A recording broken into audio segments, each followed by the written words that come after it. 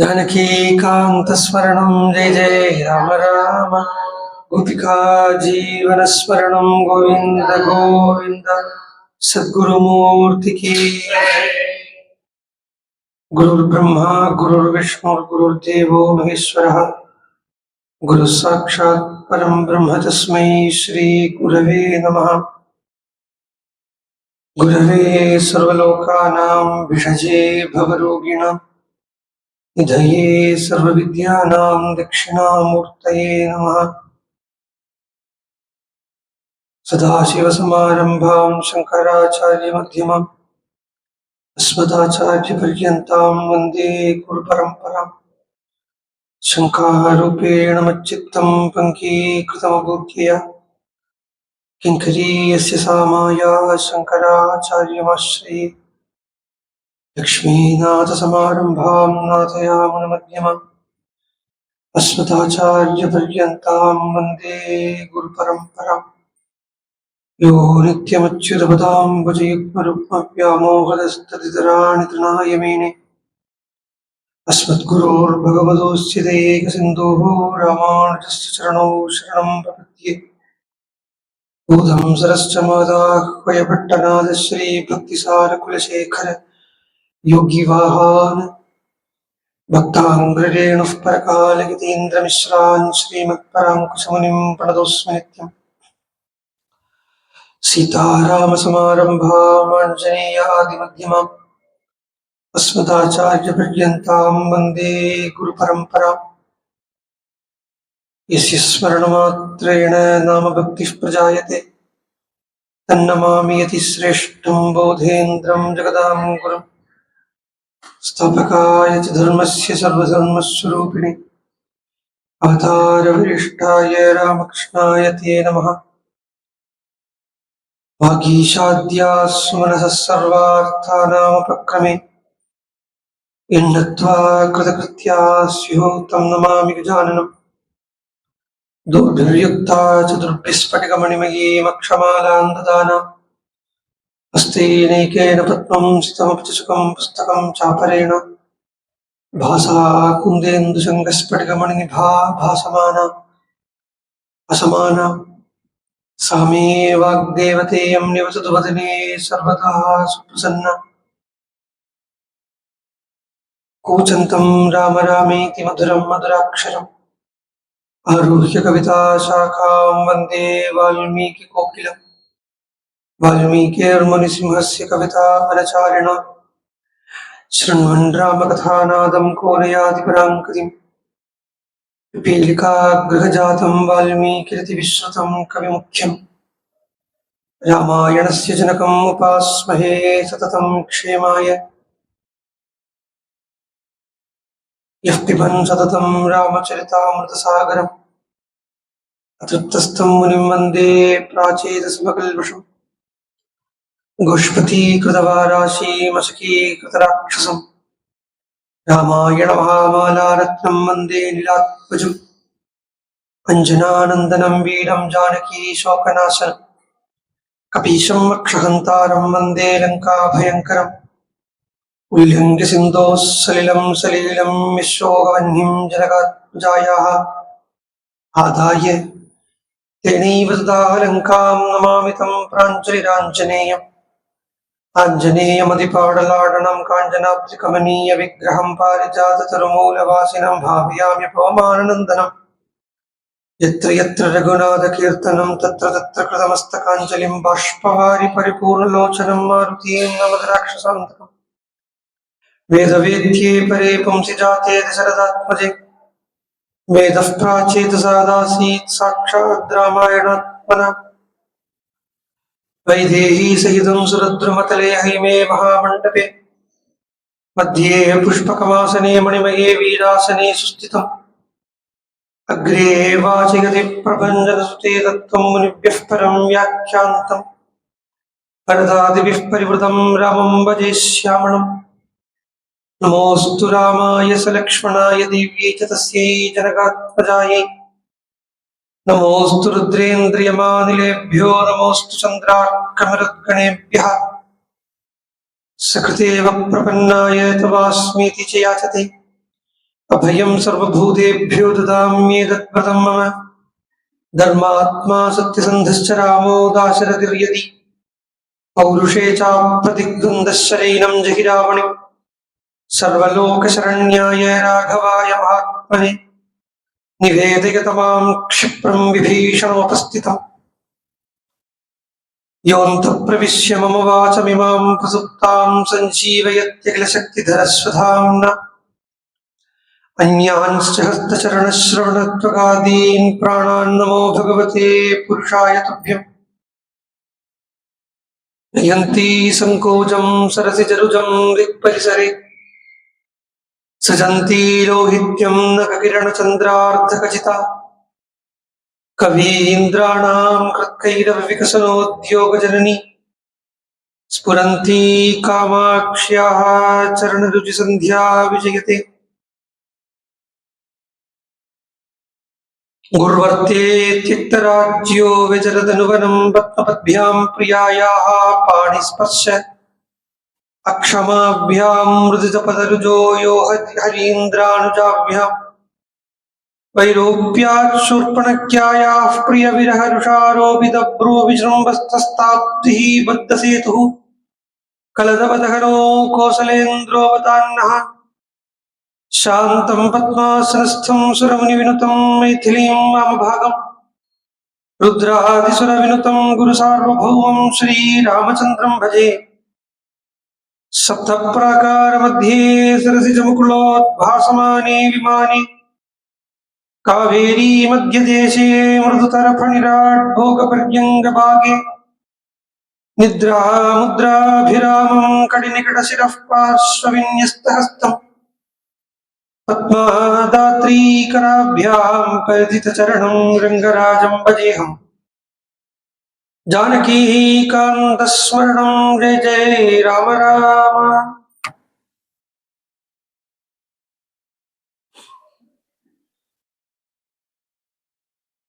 ஸ்ரீமத் ராமாயணத்துல பாலகாண்டத்துல என்ன சொல்றதோ அதுவே கிஷ்கிந்த அயோத்தியா காண்டத்துல சொல்லும். அயோத்தியா காண்டத்துல சொல்றதே அரண்ய காண்டத்துல சொல்லும். அரண்ய காண்டத்தில் இருக்கிறதே கிஷ்கிந்தா காண்டத்தில் இருக்கும். கிஷ்கிந்தா காண்டத்தில் இருக்கிறதே சுந்தர காண்டத்தில் இருக்கும். சுந்தர காண்டத்தில் இருக்கிறதே யுத்த காண்டத்தில் இருக்கும். ஆனா அந்த வால்மீகியினுடைய அந்த ஒரு ஒரு ஷார்ப்னஸோ அந்த இன்டெலிஜென்ஸோ என்னன்னு சொல்ல, அத ஒரு சூத்திரத்துல மணி மணி இருக்க இந்த குண்டு மணிகள் இருக்கே, அது ஒரு கயத்துல கோர்த்து கோர்த்து கொண்டு வரா மாதிரி அந்த கதையாக சொல்லி அந்த விஷயத்தை அப்படியே கொண்டு போற அழக பார்க்கலாம். பகவத்கீதையில பகவான் சொன்னார், சூத்திரே மணிகணா இவ அப்படின்னு. சூத்திரத்துக்கு நடுவுல மணிகணங்கள் இருக்கிற மாதிரி இல்லை, மணிகணத்துக்கு நடுவுல சூத்திரம் தெரியற மாதிரி இந்த ராமாயணம் அந்த மணியை நீக்கி பார்த்தா சூத்திரம் தெரியும். சூத்திரம்னா தத்துவம். அப்படி ராமாயணத்தினுடைய அமைப்பு. பலகாண்டத்துல ராமன் என்ன பண்ணாரோ அதனுடைய ரிவர்ஸ் ஆர்டர்ல ஹனுமான் பண்றார். சமுத்திர லங்கனம் அப்படிங்கிறத வச்சு ராமர் அவதாரம் பண்ணினதுல இருந்து நமக்கு பார்த்தா விஸ்வாமித்திரர் வந்து அழிச்சுட்டு போறார். கதையா பாருங்க. விஸ்வாமித்திரர் வந்து அழிச்சுட்டு போறார். அழிச்சுட்டு போற விஸ்வாமித்திரர் முதல்ல ராமனை தாடகா வனத்துக்கு தான் அழிச்சுட்டு போறார். அங்கேயே சொன்னோம், பாலகாண்டத்துல ராமச்சந்திர பிரபு 3 விதமான ஸ்திரீகளை ஏத்துக்கிறார். 3 விதமான ஸ்திரீகளை ஏத்துக்கிறார். ஏத்துக்கிறாருன்னா உடனே கல்யாணம் பண்ணிட்டாங்கிற அர்த்தத்தில் இல்ல. ஏத்துக்கிறார் அப்படின்னா ஒன்னு தாடகா, இன்னொன்னு அகல்யா, இன்னொன்னு சீதா. அங்க தாடகா அன்னைக்கு சொன்னப்ப என்ன சொன்னேன், தமோ குணஸ்வரூபியா இருக்கா தாடகா. ஸ்திரீன்னு சொல்றதையே சக்தி, சக்தின்னு சொல்றதையே மாயை, மாயாங்கிறதையே அதுக்கு 3 குணம் இருக்கும். அப்போ பாலகாண்டத்தில் இருக்கப்பட்ட இந்த திரிகுணங்கள் எந்த ரூபத்தில் இருக்குன்னா எங்கேயுமே திரிகுணங்கள் இருக்கு. பிரகிருத்தின்னு வந்தாச்சுன்னா திரிகுணம் உண்டு. தெய்வீ ஹேஷா குணமயி மம மாயா துரத்தியா. மாமேவையே பிரபத்தியந்தே மாயா மேஷாம் தரந்திதே. என்னை யாரு உபாசனை பண்றாங்களோ அவாதான் இந்த மாயை தாண்டா. அது வரைக்கும் யாராலையும் மாயை தாண்டப்பட முடியறதில்லை அப்படின்னு பகவான் கீதையில கண்டரவேன கோஷிக்கிறார். அப்படி கோஷிக்கிறத இப்போ தாடகை சொன்னேன் இல்லையா, இந்த தாடகை தமோ குணப்பிரதானமா இருக்கா. தமோ குணப்பிரதானமான தாடகைய யுத்தம் என்கிற தமோ குணத்தாலேயே ராமர் தாடகை ஏத்துட்டார். அங்க எல்லாம் ஏத்துக்கிறது தான். மதம் எல்லாம் சொன்னார், தாடகை ஏத்துக்கிறார் அப்படின்னு தான் பார்க்கணும். ரஜோகுண பிரதானமான அகல்யாவை பாத ரஜசவத்தின்டே ஏற்றினார். இதர ராமாயணங்கள்ல தான் ரஜச பத்தி சொல்றதே வழிய வால்மீகி ராமாயணம் அந்த இடத்துல சைலண்டா இருக்கு. வால்மீகி ராமாயணத்துல ஆசிரமத்துக்குள்ள ராமன் பிரவேசிச்சார், தாடகை யுவதி ரூபத்தை எடுத்துட்டு, ஐ மீன் அகல்யை ஒரு யுவதி ரூபத்தை எடுத்துட்டான்னு அங்க கதையா வருது. அடுத்தது சொல்றத இது ராஜசீகம். அகல்யங்கிறது ராஜசீகம். ஏன் ராஜசீகம்னு சொல்றேன்னா, தேவ விஷயத்துக்கு ஆசைப்படுறாள், இங்கேருந்து அங்க போறது அங்கேருந்து இங்க வர்றதுதான் ராஜசீகம்ங்கிறத. ஈவந்தோ தெரிஞ்சிருந்தா கூட அந்த இந்திரிய விஷயத்துக்கு கொஞ்சம், ஆனா அந்த இடத்துல கெட்டு போயிட்டான்னு நம்ம அர்த்தம் எடுத்துக்கப்படாது. இது கொச்சையா பேசிடக்கூடாது. ஏன்னா எல்லாமே தேவ சிருஷ்டியா இருக்கு. அகல்யா எல்லாம் ஒரு மனுஷ சிருஷ்டி இல்லை. அகல்யா ஒரு தேவ சிருஷ்டி, பிரம்மாவே சிருஷ்டிக்கப்பட்டதுன்னு சொல்றதுன்னா, அப்போ அங்க கெட்டு போறது இந்த மாதிரி இந்த நம்ம கோக்கில லோக்கல் லௌகிக்கமா இல்லாத பார்த்து பார்க்கப்படாது. அப்படி அகல்யாவை ராஜசீகத்தில் இருக்கப்பட்ட அந்த சுரூபமாத்த ராஜசீகமாகவே ஏத்துக்கிறார். சாத்விக பிரகிருதியான சீதைய சாத்விகம்ங்கிற அந்த உத்வாகம்ங்கிற அந்த கல்யாணம்ங்கிற அந்த சாத்விகமான ஒரு கர்மாவால ராமர் எப்படி ஏத்துண்டாரோ, செயின் ஆஞ்சநேயர் சுந்தரகாண்டத்தினுடைய சமுத்திர லங்கனம் அப்படிங்கிறதுல இதையே ரிவர்ஸ் ஆர்டர்ல பண்றார். இன்னைக்கு பார்த்தோம். தங்கொலை இன்னைக்கு பார்த்தோம். முதல்ல மைனாகம்ங்கிற பர்வதம் வருது. இந்த மைனாகங்கிற பர்வதம் எப்படி வருது? ஃப்ரெண்டா வர ஒரு ஃப்ரெண்டா வர மைனாகமா. ஆபத்து இல்லையா? இல்ல, வந்தார், ஆலிங்கனம் பண்ணிட்டார், அதாவது ஏத்துக்கிறார் ஹனுமான். இந்த மைனாகத்தினுடைய அந்த ஃப்ரெண்ட்ஷிப்பை ஏத்துக்கிறார். அது சாத்விகமா இருக்கு. அது சாத்விகமா இருக்குங்கிறது எப்படி தெரியறதுன்னா, இன்னைக்கு சொன்னேன், ஹிருதயுகத்துல பட்சிகள் எல்லாம், ஐ மீன் இந்த மலைகள் எல்லாம் பட்சிகளாட்டம் பறந்துட்டு இருந்தது. இந்த பறந்துட்டு இருந்த பட்சிகள் இந்திரன் சிறக வெட்டி போட்டு இருந்தா. சோ இந்த மைனாகம்ங்கிறது ஒரு பர்வதம் அப்படிங்கிறத விட, பர்வதமா இருக்கட்டும் இல்லாம போட்டும், ஆனா அந்த மைனாகத்தினுடைய உற்பத்தி பார்த்தோம்னா ஹிமவான் மேனா இருக்கா. அப்ப ஹிமவானுக்கும் மேனாட்டேந்தும் வந்த ஒரு மலை என்கிறது மைனாகம் அப்படிங்கிற ஒரு பர்வதம். அப்ப ஹிமவான்டேந்தும் மேனாட்டேந்தும்னா மனுஷியாள் குழந்தைகளை சிருஷ்டி பண்ற மாதிரி மலைகள் குழந்தைகளை சிருஷ்டி பண்ணிட்டு நினைச்சுக்காதீங்க. ஹிமவான்னு சொன்னாலேயே இந்த ஹிமாலயம் தான் நாளைக்கு ஆகணும்ங்கிறது இல்லை. ஹிமவான்கிறது சித்தத்தினுடைய சுரூபம் தான் ஹிமவான். சித்தம் தான் ஹிமவான்னு சொல்லப்படுறது இதிகாச புராணங்கள்ல. அப்ப சித்தத்தை ஹிமவான்னு சொல்றத சித்தத்திலேருந்து வரக்கூடிய ஒரு போர்ஷன். அப்போ மைனாக்கம்ங்கிற பர்வதம் எதை குறிக்கிறதுன்னா சித்த விருத்திகளை குறிக்கிறது, இல்லாட்டா மனசை குறிக்கிறது. அந்த மனசு பறந்துட்டு இருக்கிற மனசாத்தான் இருந்துட்டு இருக்கு ஆரம்பத்துல எல்லாம். அதனுடைய பட்சத்தை கட் பண்றார் அப்படிங்கிறதுல இந்திரன் ஏன் பட்சத்தை கட் பண்றாருன்னா, இந்திரனை நம்ம குறையே சொல்லக்கூடாது. அது பௌராணிகத்தினுடைய விருத்த தர்மம். எல்லா இடத்துலயும் இந்திரனை குறை சொல்றதுன்னு ஒரு விருத்த தர்மம் நடந்துட்டு இருக்கு. இந்திரன் அப்படி பண்ணார், இந்திரன் இப்படி பண்ணார். வேதத்துல சொல்லப்பட்ட தேவதை இல்லையா இந்திரன்? அப்ப இந்திரன் இன்னும் சொல்ல போனா இந்திர சோமம் பிபது அப்படின்னு ஒரு வாக்கு வருது வேதத்துல. இந்திரஹா சோமம் பிபது. உடனே அதுக்கு அர்த்தம் எடுத்துக்கிறது எப்படின்னா, சோமம்ங்கிற சப்தத்துக்கு சுராபானம்னு ஒரு அர்த்தத்தை எடுத்துக்கும்படியா ஆயிடுத்து. சோமம் அப்படின்னா ஏதோ ஒரு ட்ரிங்க், சோமரசம் அப்படின்னு ஒரு ட்ரிங்க் அப்படின்னு அர்த்தம் எடுத்துக்கும்படி ஆயிடுத்து. அப்படி இல்லை. இந்திரன்கிறது ஆகாசத்தில் இருக்கப்பட்ட ஒரு செலிஸ்டியல் தேவதை கூட இல்லை. நம்மளுடைய இந்திரிய நிகிரகம் பண்றதுக்கு நமக்கு அனுகிரகம் பண்ணக்கூடிய தேவதை இந்திரன். அப்ப இந்திரன் சோமத்தை பானம் பண்ணட்டும்னா சோமபானம் பண்றது இல்லை அர்த்தம். சோமம் அப்படின்னு சொன்னாலேயே சோம அப்படின்னா என்ன அர்த்தம் அப்படின்னு பார்த்தா, சோம பிரிச்சோம்னா ச உமா சோமா ச உமா. இப்போ நீங்க சிவன் கோவில்ல போறத சோமாஸ்கந்த மூர்த்தி வச்சிருப்பான். சோமாஸ்கந்த மூர்த்தி என்ன, அதனுடைய அர்த்தம் என்ன? சோமாஸ்கந்தம் என்ன? பரமேஸ்வரன் இருப்பார். எப்படி இருப்பார்? உமையோட சேர்ந்து பரமேஸ்வரன் இருப்பார். நடுவுல ஸ்கந்தன் உட்கார்ந்து இருப்பார். அதான் சோமாஸ்கந்த மூர்த்தி. ச உமா, உமையோட கூடினவன் அப்படின்னு அர்த்தம். அப்ப இந்திர சோமம் பிபது அப்படிங்கிற வார்த்தைக்கு என்ன அர்த்தம்னா, இந்த இந்திரிய நிகிரகம் பண்றதுக்கு எது தேவைப்படுறதுன்னு பார்த்தா உமையோடு கூடி இருக்கக்கூடிய பரமேஸ்வர உபாசனை, அதாவது சகுண பிரம்ம உபாசனை. இந்திர சோமம் பிபதும் அது என்ன கொடுக்கறது? க்ஷேமோ அஸ்துனகாங்கிறது. இந்த சோமம் பிபதோ க்ஷேமம் அஸ்துனகா, அப்படித்தானே? அதுதான் உண்மையான அதாவது இந்திரிய நிகிரகத்துக்கு உகுந்த தேவதை இந்திரன்கிறத இந்த இந்திரனை போய் நம்ம குத்தம் சொல்றது இல்லை. எங்குமே இந்திரனுடைய மகிமையை சொல்லப்படுறது.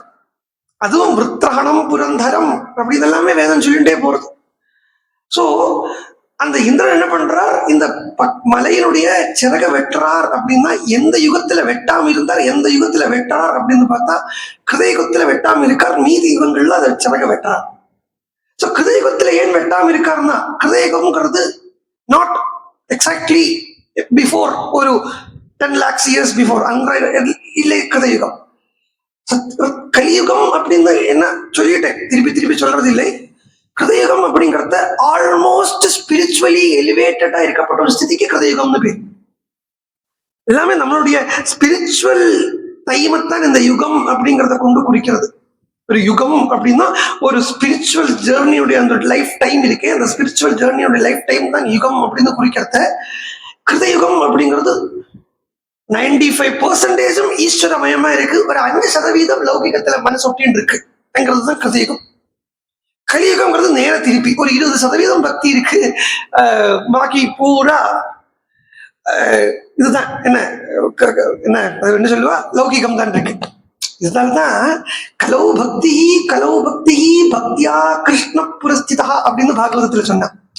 கலியில பக்தி தான் அப்படிங்கிறத எந்த அந்த இடத்துல கலின்னா என்ன அப்படின்னு பார்த்தா, ஒரு சாதாரண ஒரு லௌகிகனுடைய ஜீவிதத்தை தான் நாங்க கலின்னு காட்டுறது. ஏன்னா அவன் காலத்துக்கு வசப்பட்டு இருக்கான். அவனுடைய லைஃப் எப்படி இருக்கு பார்த்தா மெட்டீரியாலிட்டி தான் பூர்ணமா நிறைஞ்சிருக்கு. எங்கேயோ கேனாபி புண்ணிய கர்ம விசேஷன ஒரு சின்ன எங்கேயோ ஒரு ஸ்பார்க், எங்கேயோ ஒரு சத் சங்கத்துல ருச்சி எல்லாம் வந்திருக்கு ஒருத்தனுக்கு அப்படிங்கிறத அந்த டைம்ல ஞான சிரவணமோ இல்லாட்டினா வேதாந்த சிரவணமோ இல்லாட்டினா கிரியா யோகமோ யோக பிராக்டிஸோ ஒன்றும் அங்க விலை போகாது. கர்மா கூட அந்த இடத்துல பண்றதுக்கு சிரத்தை இருக்காது. கொஞ்சம் ஏதோ ஒட்டின்னு இருக்கு ஸ்பிரிச்சுவாலிட்டிங்கிறதுக்காக அந்த இடத்துல கர்மா கூட அவனால ஸ்ரத்தையா பண்ண முடியாது. இதனாலதான் பாகவதத்திலே ஒரு ஸ்லோகம் சொன்னா, அலம் தீர்த்தைஹி அலம் ரதைஹி அலம் மகைஹி அலம் ஞான கதாலாபைஹி பக்தி ரேகைக முக்திதா அப்படின்னு சொல்றத பக்தி முக்தியை கொடுக்கறதுன்னா இது யாரை பத்தி சொல்றதுன்னு பார்த்தா கலியில் இருக்கப்பட்ட ஒரு மனுஷனை பத்தி சொல்றது. சோ கலியில் இருக்கப்பட்ட மனுஷன் தான் ஒரு யுகத்துக்குள்ள ஒரு டைம் பீரியட்ல இருக்கப்பட்டவன் என்கிற அர்த்தம் இல்லை, ஆரம்ப நிலையில் இருக்கப்பட்ட ஒரு சாதகன் அப்படிங்கிற அர்த்தம். அந்த சாதகனுக்கு பக்தி தான் முதல்ல அவனுக்கு வழி கொடுக்கும். அப்ப இந்திரன் இந்த மனசனுடைய சிறகு, மனசு பறக்கிறது இல்லையா, அந்த மனசு பறக்கிறத பறக்காம பண்றாரு. எப்ப மனசை பறக்காம பண்றாருன்னு பார்த்தா திரேதாயுகத்தில, துவாபர யுகத்தில, கலியுகத்துல மனசை பறக்காம வச்சுக்கிறார். கிருதயுகத்துல பரவாயில்லைன்னு விட்டு வச்சாரா. ஏன்னா கிருதயுகம்ங்கிறதையே உங்களுக்கு 95% ஸ்பிரிச்சுவாலிட்டி தான் இருக்குங்கிறத அந்த இடத்துல மனசு பறந்து எங்கேயாவது போய் விழுந்தா யாருக்கும் ஹார்ம் பண்ணாது. அதனாலேயே அந்த மைனாக பர்வதத்தை சொல்றத பாருங்க. அந்த மைனாக பர்வதம் பாதாளத்துக்கு நுழைவாயில்ங்கிறார் ராமாயணத்துல. மைனாக பர்வதத்தை பாதாளத்துக்கு நுழைவாயில்ங்கிறார். பாதாளத்துக்கு நுழைவாயில்னா பாதாள லோகம் அப்படிங்கிறதே தாமசிக்க லோகம். பாதாள லோகம்னா அனுபவம் தான் அர்த்தம். கர்மபல அனுபவம் தான் லோகத்துக்கு அர்த்தம். அப்படி பார்க்கறத பாதாளம்ங்கிறது ஒரு தாமசிகமயம். தாமசிகமயம்னா வேற ஒன்றும் இல்லை, லேசினஸ் அப்படின்னு வச்சுக்கோங்களேன். இந்த மனசு இருக்கே, இந்த மனசுதான் பாதாளத்துக்கும் வழியா இருக்கு, இந்த மனசுதான் சொர்க்கத்துக்கும் வழியா இருக்கு. மனேவ சர்வபூதேஷு குஞ்சிகேவ பிரவர்த்ததே. மனசுதான் பூட்டுக்கு தாக்கோல் மாதிரி இருக்கு. ஒரு சைடு திருப்பினா திறக்கிறது, இன்னொரு சைடு திருப்பினா பூட்டிடுறது. இதுதான் மனசு. அப்ப இதுதான் பாதாளத்துக்கு நுழைய வாயிலா இருக்கு, அதுவே சொர்க்கத்துக்கு நுழைய வாயிலா இருக்கு. இங்க பாதாளத்துக்கு நுழைய வாயிலா இருக்குன்னு சொன்னதுக்கு காரணம் என்னன்னா, இது பார்க்கக்கூடிய மனசா இருக்குங்கிறதுனால பாதாளத்துக்கு நுழைய வாயில் அப்படின்னு சொல்லிட்டு, ஏன்னா சிறகு இருக்கக்கூடிய மனசுங்கிறதுனால பாதாளத்துக்கு நுழைய வாயில் சொல்லிட்டு எழுந்திருந்து வந்தார். ஆனா அது ஹாமனும் பண்ணலை, அது ஒரு பிராணாயாமம் பண்ணின ஒரு யோகியினுடைய மனசு என்கிறதுனால அதை ஹனுமான் சாத்விகமா பார்த்து ஏற்கின்றார். அது பிராணாயாமம் பண்ண ஒரு யோகியினுடைய மனசுங்கிறது எப்படி தெரியறதுன்னா, அந்த கடல்ல இந்த மலையை கொண்டு போட்டவர் யாருன்னு பார்த்தா வாயு பகவான் அந்த மலையை கடல்ல கொண்டு போட்டிருக்காருனாலே, அப்போ ஒரு பிராணாயாமம் பண்ணின ஒரு யோகியினுடைய மனசுங்கிறதுனால அது பிரத்யாகார ஸ்திதி அடைஞ்ச மனசு. பிரத்யாகார ஸ்திதிங்கிறது 4வது ஸ்டேஜ் இன் யோகம், 5வது ஸ்டேஜ் இன் யோகம். அந்த 5வது ஸ்டேஜ் இன் யோகம் தான் இந்த சுந்தரகாண்டமே. சுந்தரகாண்டமே 5வது ஸ்டேஜ் இன் யோகம், பிரத்யாகாரம். அந்த பிரத்யாகார ஸ்திதி அடைஞ்ச மனசா தான் இருக்கு இந்த மைனாக பர்வதமும். அதனால ஹனுமான் அதை அப்படியே ஏத்துண்டார். ஆனா அதிலேயே இருந்து போகலே மேல போறார். பரமஹம்சர் சொல்லுவாருன்னு சொல்லுவானே, முன்னாடி போ முன்னாடி போ முன்னாடி போன்னு சொல்லுவாருங்க. அது மாதிரி ஹனுமான் அதிலே நிக்கல, மேல போறார். மேல போன உடனே சுரசாங்கிற நாக மாதா வந்தா சொன்னா. அதுல நேற்றுக்கு நம்ம எல்லாம் பார்த்துட்டோம், அதனால ரொம்ப அதுக்குள்ள போறதில்லை. சுரசாங்கிற நாக மாதாங்கிறத அந்த அவளை தக்ஷயணின்னு சொல்ற, அது ராஜசிகம். இது வந்து சத்விகமா. சுரசாங்கிறது ராஜசிகம். ஏன்னா ரசா, நல்ல ரசம். அதுல கொஞ்சம் அந்த ரசம் பிடிச்சு போயிடுத்தோம்னா அப்புறம் அதுல ஆக்கப்பட்டுரும். ஹனுமான் அதுல ஆப்பட்டு காமிக்கி சூப்பரா. ஆனா அது என்னன்னா, ஒரு யோகி, ஒரு ஞான யோகிக்கு, ஞான யோகி இதெல்லாம் சொன்னா பயப்படாதீங்கோ, நம்ம எல்லாருமே அந்த ஸ்திதியில் இருக்கோம்னு வச்சுங்கோ, அப்படியே சமாதானப்பட்டு வேற ஒன்றும் இல்லை. பகவான் அடையாளங்கிற ஒரு ஆசை இருக்குன்னு வச்சுங்களேன், ஒரு முமுட்சுங்கிற ரீதியில் இருக்கும், அப்படிதான் ஞான யோகி தான். உங்களுக்கு எல்லாம் என்ன வேற என்ன ஆசை இருக்க போறது? உங்களுக்கு எல்லாம் என்ன வேற என்ன ஆசை இருக்கு? இல்ல வேற ஆசை இல்லை இல்லையோ, இருக்கப்படாது. ஒருமே கிருதம் கிருத்தியம் பிராபணம் பிராப்பியம் எல்லாம் ஆயாச்சே. இனி அந்த சரணத்துல போய் இருக்கணுங்கிற ஒரு ஆசை மட்டும்தான் இருக்கப்படும். அது பூந்தானம்ங்கிறவர் கேரளாக்காரர், பூந்தானம்னு சொல்றார். தனியா பிறக்கிறது, தனியாத்தான் பிறக்கிறோம், தனியாத்தான் போறோம், நடுவில் கொஞ்ச நாள் இருக்கும், அது எதுக்கு வேற வேற ஆசைப்பட்டு வாழ்க்கையை கெடுத்துக்கிறாய். കൂടി എല്ലാം ജനിക്കുന്ന നേരത്ത്, കൂടി എല്ലാം മരിക്കുന്ന നേരത്ത് சேர்ந்தா பிறக்கிறோம், சேர்ந்தா போறோம், நடுவில் கொஞ்சம் நாள் இருக்கு. அந்த இடத்துல அப்ப மாத்திரம் எனக்கு கூட்டமா இருக்கணும்னு ஆசைப்படுறோம். கூட்டமா இருக்கணும்னு ஆசைப்படுறோம்னா சொந்தக்காரா கூட இருக்கிறாங்கிற அர்த்தம் இல்லை. எல்லாம் எனக்கு வேணும் எனக்கு வேணும் எனக்கு வேணுங்கிற அந்த ஆசை இருக்கு இல்லையா, அதுதான் கூட்டமா இருக்கிறதுக்கு. அது ராஜசிகம். இந்த சுரசாங்கிறவன் நல்ல விஸ்தாரப்படுத்தினார் ஹனுமான். முதல்ல அதுக்கு பிடி கொடுக்காம இருக்கான். அதுவும் 100 யோஜனை போறதுன்னு சொன்னான். நேற்றுக்கு சொன்னேன் 100 யோஜனைங்கிறத மார்க் பண்ணி வச்சுங்கோந்தேன். அதுக்கு என்னன்னு சொல்ல விட்டு போயிடுத்து. நானுமே ஹனுமான் தாண்டின மாதிரி தாண்டிட்டேன். சொல்றேன் இப்ப 100 யோஜனை தான். இந்த கடலுக்கே 100 யோஜனைங்கிறா இல்லையா? இந்த கடலை நம்ம என்ன சொல்றோம்? சம்சாரமயமான கடல்னு சொல்றோம். அப்ப இந்த சம்சாரமயமான கடலுக்கு 100 யோஜனை அப்படின்னு சொல்லியாச்சுன்னா 100 யோஜனை தான் கிட்டத்தட்ட 800 மைல்ஸ் இருக்கும். ஒரு யோஜனைங்கிறத 8.8 மைல்ஸ். அப்போ 100 யோஜனைங்கிறத கிட்டத்தட்ட ஒரு 880 மைல்ஸ் இருக்கு. ஆனா இப்ப ஹனுமான் போனார் கிளம்பினார் அப்படின்னு சொல்லப்பட்ட இடமும் மகேந்திரகிரி. மகேந்திர பர்வதம். அங்க இது இப்போ லங்கைக்கு போற இடமும் ஸ்ரீலங்கா அப்படின்னு பார்த்தா ஹார்ட்லி 100 மைல்ஸுக்குள்ளதான் வரும் இல்லையா? ஹார்ட்லி. அப்ப மீதி 780 மைல்ஸ் எங்க போச்சு?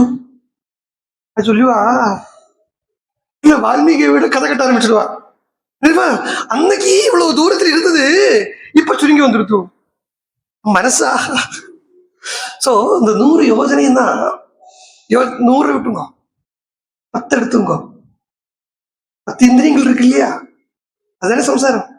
அந்த 10 இந்திரியத்தினுடைய வேற வேற வேற வேற விதமான அதனுடைய அந்த பெர்மிட்டேஷன் காம்பினேஷன் 100 யோஜனை. அதாவது சம்சாரம் தான் வேற ஒன்றும் இல்லை. இந்திரியத்துக்குள்ள அகப்படுறதுதான் சம்சாரம். இந்திரியத்துக்குள்ள அகப்படுறதுதான் சம்சாரம். அப்படிங்கிறத இந்த 100 யோஜனை கடலை வாஸ்தவமா ஹனுமான் என்ன தாண்டார்னா, இந்த சரீர அனுபவத்தை தாண்டார், இந்த தேகாத்ம புத்தியை தாண்ட வைக்கிறார். ஏன்னா போகக்கூடிய இடமும் லங்கா.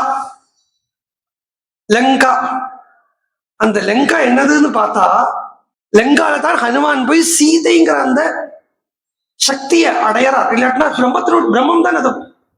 இந்த இடத்துல ஹனுமான சாதகனாவே பாருங்கோ, அடைய வேண்டியதை ஹனுமான் லங்கைக்கு போய் அடையறார். லங்கைக்கு போய் அடையறாருன்னா லங்கைங்கிறது ஒரு அடையக்கூடிய ஒரு ஸ்தலமாக இருக்கு. அது லங்காவோட டிஸ்கிரிப்ஷன்ல வரும்போது நான் சொல்றேன். அது அடுத்த சர்க்கங்கள்ல வருது, இன்னைக்கே சொல்லிடுவேன் அதெல்லாம். அப்படி இந்த ராஜசீகமா இருக்கப்பட்ட இந்த சுரசாவை ஜஸ்ட் அவள் 100 யோஜனை திறந்த உடனே இவர் என்ன பண்ணார்? சுருக்கி விட்டார். அதாவது சன்னியாசம் எடுத்துக்கிறோம் இல்லையா? சன்னியாசாசிரமம் ஸ்வீகரிச்சுக்கிறத சாஸ்திரங்கள்ல 2 விதத்துல சொல்றது. அதாவது ஒண்ணு பிரம்மச்சரியாத் சன்னியாசம், இன்னொன்னு ஆசிரமாத் ஆசிரமம் கச்சித். இப்படின்னு 2 வழி இருக்கு. இப்ப பிரம்மச்சரியத்திலேருந்து டைரக்டா சன்னியாசம்னு போகிறத வேதாத்தியானங்கள் எல்லாம் பண்ணிவிட்டு அந்த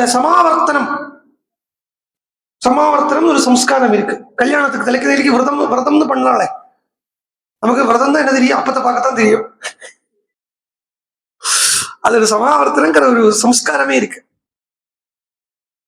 சர்டிபிகேஷன் இது பண்ணுவா இல்லையா காலேஜ்ல எல்லாம், இந்த தலையில தொப்பி எல்லாம் வச்சு பண்ணுவாளே, அதுக்கு என்ன சொல்லுவா? அதுக்கு கான்வகேஷன். அது மாதிரி ஒரு ஃபங்க்ஷன். சமயக்கு ஆவர்த்தி சமாவர்த்தனம். அப்போ அந்த சமாவர்த்தனத்தை முடிச்சுட்டு 2 பாதை போட்டு விட்டுருக்கா. ஒண்ணு லௌகிகம்ங்கிற அந்த கிளியால கொத்தப்படாமைக்கு அப்படியே பகவான் கிட்ட ஒப்படைக்கிறது லைஃப. இன்னொன்னு, அது என்ன இப்ப இந்த லௌகிகத்துல இருக்கு, இவ்வளவுதான் இருக்கு அப்படின்னு அதை தொட்டு பார்த்துட்டு இவ்வளவுதான் இருக்கு அப்படின்னு சொல்லி அதை விட்டுறது. இப்படி 2 ரீதியில சன்னியாசம் இருக்கு. 2மே சாஸ்திரோக்தம் தான், தப்பில்லை. இங்க பாக்குறத ஹனுமான் நான் இப்ப 2வது சொன்ன ரீதியை கையாளுறான். என்னன்னா, இதுவோ ராஜசீகமான ஒரு பிரகிருதம். அவள் எப்படி வந்திருக்கா? ஃப்ரெண்டு எனிமி ரூபத்துல வந்திருக்கா. ஹார்ம்லெஸ் தான். நண்பன் சத்ரு மாதிரி வருதுங்கிறது கூட ஹார்ம்லெஸ் தான். சோ ஹனுமான் என்ன பார்த்தார்? ஓகே, அப்படி இப்ப என்னதான் இப்ப இருக்கு அப்படின்னு பார்த்துருவோமே அப்படின்னு சொல்லி நேரம் அதுக்குள்ள வந்தார். சுருங்கிட்டார். வாய்க்குள்ள விழுந்து காது வழியா உள்ள இறங்கிட்டார். வாயிலிருந்து காது வழியா, குருவனுடைய வாயிலிருந்து வர்றத காது வழியா கேட்கிற மாதிரி வாய்க்குள்ள விழுந்து காது வழியா வெளியில இறங்கிட்டார். வெளியில இறங்கிட்டு அவள்கிட்ட சொல்றா, அவளுக்கு நமஸ்காரம் பண்றார். ஏன்னா அந்த அவரோ ஹனுமான் சாதாரண ஒரு சாதகன்னு பார்த்துடக்கூடாது. அந்த ஹையஸ்ட் ஆர்டர்ல இருக்கப்பட்ட ஒரு சாதகனா தான் ஹனுமான் இருக்கார். அப்படி இருக்கிறத அந்த சுரசாவையும் அவர் ராமஸ்வரூபமாவே பார்க்கிறார். ஏன்னா பூதேபியஸ்ட அஞ்சலியும் கிருத்வா சகாரகமதே மதியம் அப்படின்னு சர்வபூதங்களை லங்கை அங்க கடல் மகேந்திர பர்வதத்தில் இருக்கக்கூடிய சமஸ்த பூதங்களையும் பர்வதத்தையும் நதியையும் சில ஆனை கரடி பூனை எல்லாத்தையுமே ராமனா பார்த்த ஹனுமான் இந்த சுரசாவையும் ராமராவே பார்க்கிறார். அது ராமனா பார்த்து சொல்றார், பிரவிஷ்டோஸ்மி ஹிதே வக்ரம் தாக்ஷாயணி நமோஸ்துதே கமிஷ்யே எத்ர வை தேஹி. இந்த ஸ்லோகம் ஜாக்கிரதையா பார்த்தோம்னா ரொம்ப அழகு. பிரவிஷ்டோஸ்மி தே வக்திரம் தாக்ஷாயணி. தக்ஷனுடைய சம்பந்தம் இங்க வருது. தக்ஷன் சொன்னாலேயே சித்திகள். தக்ஷனுடைய ரெஃபரன்ஸ் எங்க இதிகாச புராணங்கள் வந்தாலும் யோகிக்கு கிடைக்கப்பட்ட அந்த சித்திகள், அந்த சித்திகளை பிரதானம் பண்ற மாதிரி சுரசா இருந்தா அந்த சித்திகளை தேவைக்கு உள்ள சித்தியை மாத்திரம் எடுத்துக்கிறான். ஏன்னா மேல மேல போகிறத சித்திகள் தேவைப்படாது அப்படின்னு சொல்ல முடியாது. அனிமா கரிமா போன்ற சித்திய தேவைப்படுத்திக்கணும். ஆனா லௌகிகத்துக்காக தேவைப்படுத்திக்கப்படாது, ஆத்தியாத்மிகத்துக்காக தேவைப்படுத்திக்கணும். அப்போ அன்னைக்கே சொன்னேன், அனிமா அப்படிங்கிற அந்த சித்தி ஹனுமான் எப்படி கையாளன்னு இருக்காருன்னா, ஹனுமானுடைய வினயமே அனிமாங்கிற சித்தி தான், சுருங்கிடுறது. அதுவே ஒரு மாயா வலையம் நம்மள கிட்ட வர்றது அப்படின்னா கரிமா, அந்த மாயைக்கு போட்டி போட்டு நிற்கிற மாதிரி. பரமஹம்சருடைய சிஷ்யால 2 பேர். ஒன்னு எல்லாருக்குமே தெரியும், சுவாமி விவேகானந்தா. இன்னொன்னு நாகமகாசயா அப்படின்னு ஒருத்தர். இந்த நாகமகாசயா ஆக்சுவலா அவர் ஹோமியோ டாக்டர். ஹோமியோ டாக்டருங்கிறத விட அவரே ஏற்கனவே ஒரு சிறந்த யோகியா தான் இருந்திருக்கார், ஒரு சாதகனா தான் இருந்திருக்கார். சாதகனா இருந்ததுக்கு அப்புறம் தான் பரமஹம்சர்கிட்டே வந்திருக்கார். அதனாலே பரமஹம்சருக்கு அவர் மேல ரொம்ப அவரை நல்லா தெரியும். அவருக்கு ஒரு நாளைக்கு பரமஹம்சர் இப்படி பேசிட்டு இருக்கிறத சொன்னார், இந்த கணக்கு பார்க்கிறவாளுக்கும் மெடிசின் படிக்க டாக்டர்ஸுக்கும் பக்தியே வராது அப்படின்னுட்டார். ஏதோ ஒரு ஸ்டேட்மெண்ட் சொல்லிட்டார் பரமஹம்சர். இவர் என்ன பண்ணாரு தெரியுமா, இவரோட அந்த டாக்டர் பேக் வச்சுட்டு இருப்பாள், அந்த பேக் அப்படியே கங்கையில போட்டார், டாக்டர் வேலையை விட்டுட்டார். கணக்கு பார்க்கிறவாளுக்கும் டாக்டர்ஸுக்கும் பக்தி வராதுன்னு அவ்வளவு பெரிய வைராக்கியம், ரொம்ப வைராக்கியவர். ஆனா இதெல்லாம் காட்டிக்காமக்கு ஏதோ ஒரு மூலையில அப்படியே ஒதுங்கி உட்கார்ந்து இருப்பார். கடைசி நாளைக்கு பரமஹம்சர் கிட்ட, கடைசி டைம்ஸ்ல பரமஹம்சர் கிட்ட கேட்கிறார், இந்த ரோகத்தை சாஸ்திரங்கள் எல்லாம் இருக்கே, யாக்ஞவல்கியருடைய பாபத்தை, தாபத்தை, ரோகத்தை, சாபத்தை, வைசம்பாயனருடைய சாபத்தை யாக்ஞவல்கியர் வாங்கின்றார் அப்படிங்கிற கதையெல்லாம் இருக்கே, நீங்க நினைச்சா இதை யாராலாவது வாங்கிக்க முடியுமே, நீ வாங்கிப்பியோ அப்படின்னு கேட்டார். வாங்கிக்கட்டுமா கேட்டார். இவர் பக்கத்துல வந்தார், காலை இழுத்துட்டு விட்டார், தள்ளி போனார். என்ன இவர் பண்ணிடுவார்னு அவருக்கு தெரியும். அந்த அளவுக்கு ஒரு சித்திகள் உள்ளவர். பரமஹம்சர் போனதுக்கு, சமாதி ஆனதுக்கு அப்புறம் ஒரு ஸ்ரத்தாஞ்சலி மாதிரி எல்லாருமா பேசிட்டு இருக்கிற அன்னைக்கு Girish Chandra Ghosh, father of Bengal drama, அவர் பேசுறார். மாயை வலை விரிச்சா, அந்த வலையில எல்லாரும் ஆப்பிட்டுட்டோம், 2 பேர் தவிர. ஒண்ணு இந்த நாகமகாசயா, இன்னொன்னு நரேன். நாகமகாசயா என்ன பண்ணாருன்னா, மாய வலையை விரிக்கிறா இல்லையா, அந்த வலைக்குள்ள ஆப்பிட்டு காமித்த மாதிரி அந்த அளவுக்கு சுருங்கிடுறார் வினயத்துல. அதனால மாயை வலை விரிச்சு அவரை பிடிக்க முடியலை. ஒரு மீன் பிடிக்கணுமானாலே மீனை விட சின்ன சைஸா இருக்கப்பட்ட வலையால தானே மீனை பிடிக்க முடியும். அது மாதிரி இவர் சுருங்கிட்டார், அந்த கண்ணிக்குள்ள பூந்து வந்துட்டார். அதே மாதிரி விவேகானந்தா அந்த மாய வலை விரிச்ச உடனே விஸ்வரூபம் எடுத்துட்டு அந்த வலைக்குள்ள அடங்காம ஆயிட்டார் அப்படின்னா, இது ஹனுமான் பார்க்க பண்றது. முதல்ல அடங்காம ஆனார், ஆனா வினயம் காட்ட வேண்டிய இடத்துல அந்த அனிமாங்கிற அந்த சித்தியை எடுத்துட்டார், சுருங்கினால் உள்ள விழும். அடுத்தது சிம்மிகா. சிம்மிகாவை நேற்றுக்கே பார்த்துட்டோம், ஆனா நேற்று ரொம்ப சொல்லலை சிம்மிகா விஷயத்த. சிம்மிகா அப்படிங்கிறது ஆசுரியா சொல்றது. ஆனா இன்ஃபேக்ட் சொல்ல போனா இவளுமே தக்ஷனுடைய பெண் தான். சிம்மிகாவுமே தக்ஷனுடைய பெண் தான், தாக்ஷாயணி தான். ஆனா இவளை மாத்திரம் ஆசுரியா சொல்றான். இவளை ஏன் ஆசுரியா சொல்றான்னா, இவளுடைய புத்திரன் வேற யாரும் இல்லை, ராகு. ராகு இவளை சொல்றது, இவளை என்ன சொல்றோம், சாயா கிராகிணின்னு சொல்றோம். சிம்மிகா சாயா கிராகினி. ராகுவை சொல்றது என்ன தெரியுமா சொல்றது, சாயா கிரகம், இமேஜினரி பிளானட் ராகு. கிரகணம் எப்படி சம்பவிக்கிறது, கிரகணத்துக்கும் ராகுக்கும் என்ன சம்பந்தம் அப்படி பார்த்தா, அந்த இமேஜினரி இந்த சாஸ்திரியமான கணக்குப்படியே சூரியனுக்கும் பூமிக்கும் 9000 யோஜனைகள் சொல்லப்படுறது. அதே யோஜனை தூரம் பூமிக்கும் ராகுவுக்கும் சொல்லப்படுறது சாஸ்திரங்கள்ல. அப்போ சூரியனை நம்ம எப்பவுமே என்ன சொல்ற வழக்கம், சூரியன் அப்படின்னு சொல்லிட்டானா என்ன சொல்றோம், ஆத்மா இல்லையோ? அத அந்த அடிப்படையை மறந்துடாதீங்கோ. டெய்லி ஒரு வாட்டியாவது நான் சொல்றேன் இல்லையா, சூரியன் தான் ஆத்மா, அப்படியே எடுத்துங்கோ. அவரும் சூரியன், ஆனா உண்மையான சூரியன் ஆத்மா. இத ஆண்கள் எல்லாருமே டெய்லியே சொல்லிட்டு இருக்கோம், மத்தியானம் பண்றவா. சூரிய ஆத்மா ஜெகதஸ்துஷ்ட, ஜாக்கிரத்துக்கும் சொப்னத்துக்கும் சுசுப்திக்கும் சாட்சியா இருக்கப்பட்ட சூரியன் ஆத்மஸ்வரூபம் அப்படின்னு சொன்னா, அந்த சூரியனை ஆத்மாவை மறைக்கிறது அதுக்கு ராகுன்னு பேர். ஆத்மாவை மறைக்கிறது யாருதான் மாயா, அப்சக்கள். இதே கதை தான் வேதத்துல சொல்லித்து மந்தேகசுகள் அப்படிங்கிற பேர்ல, மந்தேகஸ். அப்போ இது தாமசிக குணத்தேகம் சொல்றது இங்க இந்த சிமிகாங்கிறது. ஏன்னா நேற்றுக்கு சொன்னேன், அதுல ஒரு புதிர் வச்சிருக்கார் வால்மீகின்னு சொன்னேன். சிமிகாங்கிறத திருப்பி போடுங்க, ஹிம்சிகா, ஹிம்சை. ஹிம்சைங்கிறதே தாமசிகம். அந்த ஹிம்சைங்கிறது தாமசிகமா இருக்கிறதால, தாமசிகம்னா இருள், இருள் கிட்டே இருந்து வர்றது ராகுங்கிற சாயா கிரகம். அதனாலே அவள் சாயை இழுக்கிறான். சோ இந்த சாயை இழுக்கக்கூடிய ஹிம்சிக்காவை, தாமசிக குணத்தை ஹனுமான் தாமசிகமாகவே காலால் எட்டி உதச்சு அவளோட இல்லாம பண்ணிட்டார், தாமசிகத்தை இல்லாம பண்ணிட்டார். ஏன்னா அப்பப்போ ராஜசீக குணத்தை கூட எடுத்துக்கும்படியா இருக்கும். ஆனா தாமசிகத்தால ஒரு யோகிக்கு எந்த விதமான பிரயோஜனமும் கிடையாது. ஒரு முமுட்சுக்கு அப்பப்போ ராஜசீக குணத்தை எடுத்துக்க வேண்டியதா தான் இருக்கும்.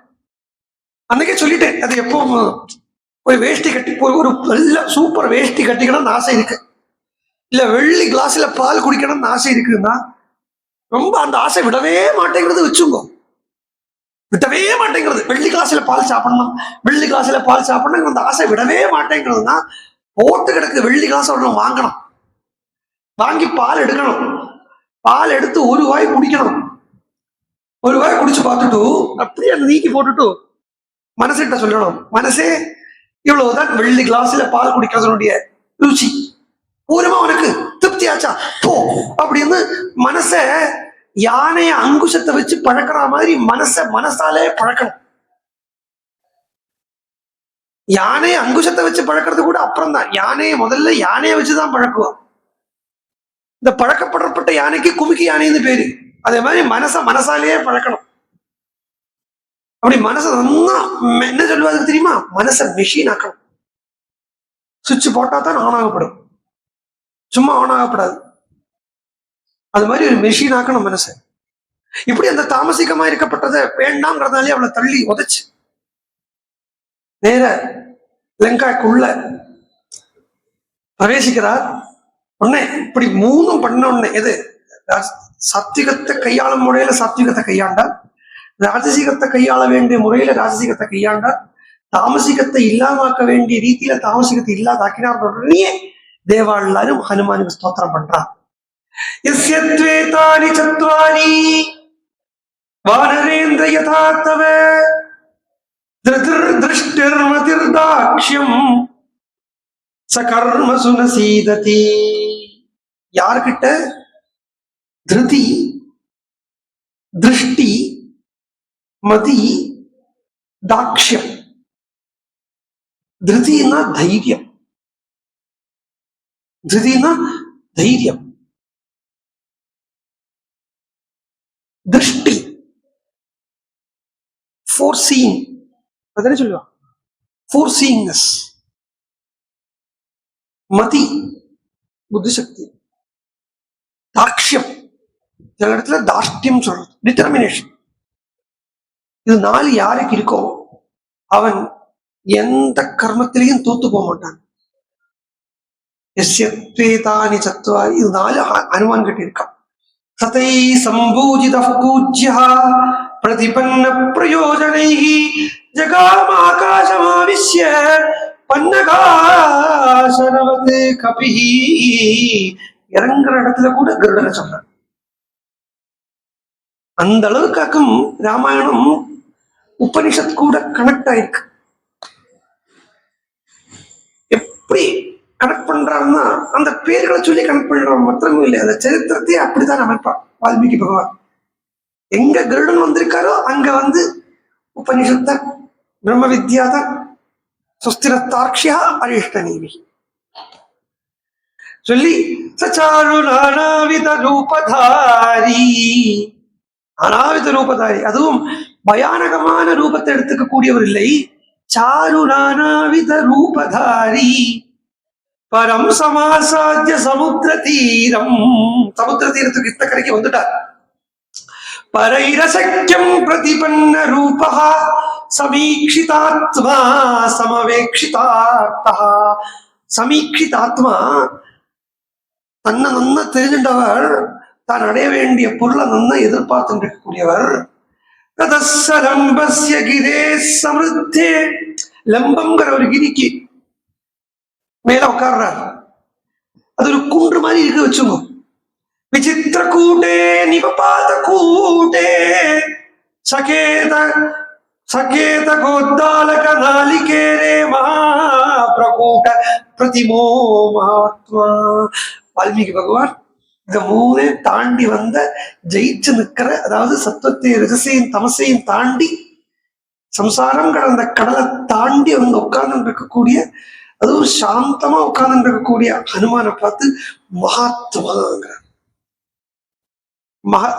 மகாத்மாங்கிற சப்தத்துக்கு சங்கர பாஷ்யத்தில் ஆச்சாரியர் சொல்றாருன்னா மகாஞ்சாசோ ஆத்மஸ்சேதி மகாத்மா. மகத்தான, அதாவது ஆத்மஸ்வரூப சாட்சா்காரத்தை சாஸ்திரங்கள் சொல்றது, ஆச்சாரியர்களே சொல்றார். விவேக சுடாமணியில வஸ்துன்னு அதுக்கு பேர் வைக்கிறார். வஸ்து அப்படின்னு ஒரு பேர் வைக்கிறார் ஆத்மாக்கு. பாகவதம் சொல்லப்பட்ட பேரு ஆக்சுவலா வஸ்து, ஆத்மாவை தெரியுமா சொல்றது. வேத்தியம் வாஸ்தவம் அற்ற வஸ்து சிவதம். ஆத்மாக்கு வஸ்துன்னு ஒரு பேர். என்ன வாஸ்தவமா இருக்கக்கூடியதுங்கிறது, இருக்கிறதுங்கிறதுனால அதுக்கு வஸ்து இருக்கு, அதுதான் இருக்கு. அப்போ நம்ம ஆகார நியமத்தால் எல்லாம் வஸ்து கிடைச்சிடுவோம் அப்படின்னு கேட்கிறான். இது சாப்பிட மாட்டேன் அது சாப்பிட மாட்டேன் இருக்கோமே, இதால வஸ்து கிடைச்சிடுமோ அப்படின்னு கேட்கிறான். அதுலயே சொல்றான் கிடைக்காதுங்கிறான். அப்ப இது இப்படி இருக்க வேண்டாமா? அப்படி கண்டிப்பா இருக்கணும். என்ன சித்த சுத்தியானத்தான் வஸ்து லப்தி கிடைக்கும். ஆனா சித்த சுத்தியால மாத்திரம் வஸ்து லப்தி கிடைக்காது. அதுக்கு நடுவுல ஒரு சின்ன ஒரு வேலைப்பாடு இருக்கு. ஆகார சுத்தியா சித்த சுத்தி. ஆகார சுத்தியால சித்தம் சுத்தமாயிடுறது. ஆனா சித்த சுத்தியா டைரக்டா சித்தம் சுத்தியா எடுத்துங்கிறதுனால வஸ்து உபலப்தி என்ன, வஸ்து கிடைச்சிடுறது இல்லை. சித்த சுத்தியானது வஸ்து உபலப்தி. அப்புறம் வஸ்து எப்படி தெரியறது, ஆத்மஸ்வரூப சாட்சாத்காரம் எப்படி ஆகுறதுன்னா விசாரேன. நல்லா உட்கார்ந்து செல்ஃப் என்கொயரி பண்ணு, இந்த விசாரம் பண்ணு, உட்கார்ந்து பாரு. 5 வயசுக்கு இருந்த மாதிரி இப்ப இருக்கேனா? 5 வயசுல பண்ணினதெல்லாம் இப்ப ஞாபகத்துக்கு இருக்கா? அப்ப இந்த ஞாபகங்கள்லாம் எங்க போறது, எங்க மறையிறது? 5 வயசுல இருந்த என்னுடைய சரீரம் எங்க போச்சு? சயின்டிஸ்ட்கள் சொல்ற 72 நாளைக்கு ஒருக்க புது சரீரமே இருக்குன்னு இருக்காங்க. ஏன்னா இப்ப இருக்கப்பட்ட செல் எல்லாம், இன்னைக்கு இருக்கப்பட்ட செல் எல்லாம் ஒரு குறிப்பிட்ட நாள் ஆயிடுச்சுன்னா எல்லாமே போயிடுறது, புது செல்லுகள் வந்துடுறது. அப்ப சரீரம்ன்றது basically made up of cells தானே. சரி, அப்ப சரீரம் தான் இல்லை அப்படின்னு பார்த்தா நான் மனசு நான் என்ன சொல்லிட்டு இருக்கேன் அப்பப்போ. மனசு அப்படின்னு நான் என்ன அப்பப்போ சொல்லிட்டு இருக்கேன். மனசு நான் சொல்லிட்டு இருக்கேன். ஏன் சொல்லிட்டு இருக்கேன்னா எண்ணங்களை வச்சுண்டு. ஆனா எண்ணங்கள் எப்பவுமே கான்ஸ்டன்டா இருக்க மாட்டேங்குது. நான் என்னைக்கோ எண்ணிட்டு இருந்தேன். என்னவோ 5 வயசுல இருந்த என்னுடைய எண்ணம் இல்லை, இன்னைக்கு என்னுடைய எண்ணம். அப்ப எண்ணங்கள் நிலையா இருக்கிறதுனாலே மனசு, எண்ணங்களால் ஆன மனசை நான் சொல்லிக்க முடியாது. இதெல்லாம் உபனிஷத்தினுடைய விசாரம் தான். உபனிஷத் காட்டி தரக்கூடிய வழிதான் இது. அன்னமயமான ஒரு, நான் அன்னமயமான ஒரு விசாரம் பண்ணேன். நீ அன்னமயம் இல்லையே தெரிஞ்சுக்கோ. அது எப்படி தெரிஞ்சுக்க முடியும்னா நான் அன்னமயம் இல்லைங்கிறதே தபசால தான் தெரிஞ்சுக்க முடியும். அதாவது தத் விஜிக்ஞாசஸ்வ தத் பிரம்மேதி தபோதப்யதா தபஸ்துத்வா அன்னம் பிரம்மேதி வியஜானாத். அன்னத்தான் நான் அப்படின்னு நினைச்சுட்டு இருந்தேன். ஆனா கொஞ்ச நாள்ல பார்த்தா இந்த அன்னமயமான இந்த சரீரம் சாஸ்வதமா நிலையா இருக்க மாட்டேங்கிறதுங்கிறது தெரியறது. அடுத்த லெவலுக்கு போய் பார்க்கிறேன். போய் பார்த்தா அங்க பிராணன் ஒண்ணு உட்கார்ந்து இருக்கு. பிராணனும் கான்ஸ்டன்டா இருக்கா அப்படின்னு பார்த்தா பிராணனுமே கான்ஸ்டன்டா இருக்க மாட்டேங்கிறது.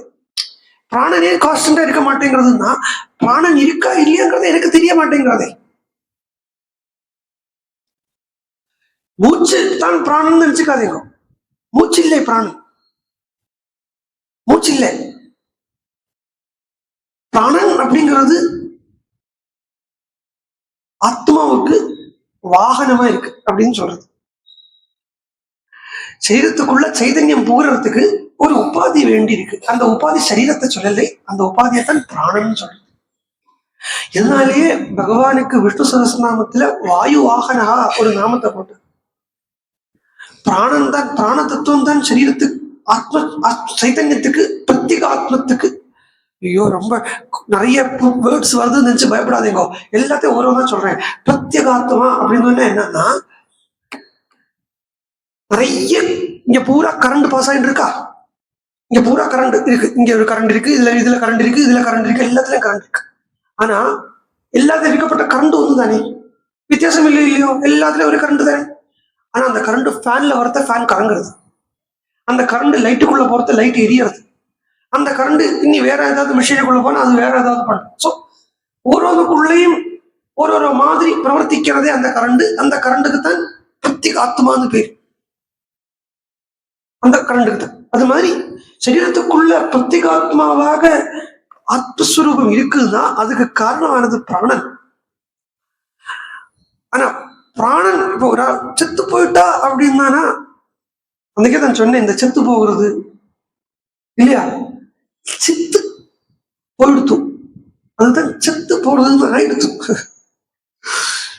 சித்து உபாதியை விட்டு போயிடுத்து. அப்போ எது போச்சுங்கிறா, சித்து போச்சுன்னா கூட அந்த இடத்துல பெரும்பாலும் சொல்றது என்ன, பிராணன் போயிடுத்து. ஏன்னா பிராணனே அந்த இடத்துல இருந்து சித்து எடுத்துட்டு போயிடுச்சு.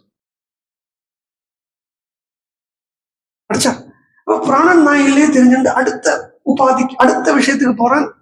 பிராணனை விட எது பெருசா இருக்குன்னு பார்த்தா பிராணனை விட எண்ணங்கள் பெருசா இருக்கு. அப்ப மனசுதான் நான் அப்படின்னு நினைச்சுக்கிறான். என்னுடைய சொரூபங்கிறது மனசு அப்படின்னு வச்சுட்டான். பார்த்தா மனசு இல்லாத நேரங்கள் நிறைய இருக்கு. தூங்கும் போது மனசு இல்லை.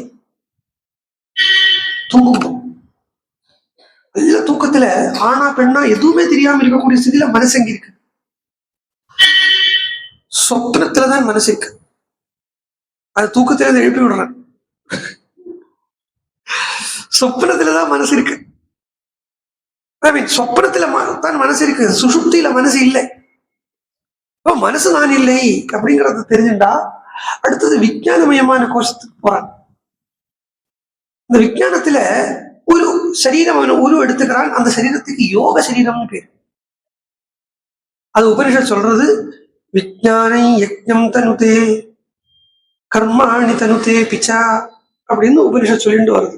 இந்த விஞ்ஞானத்தும் போது ஒரு தனுன்னா சரீரம், என்ன மயமான சரீரம்னா அந்த இடத்துல உபனிஷத் சொல்லிட்டு யோக ஆத்மா அப்படின்னு ஒரு யோகமயமான ஒரு சரீரம் எடுத்துக்கிறான்.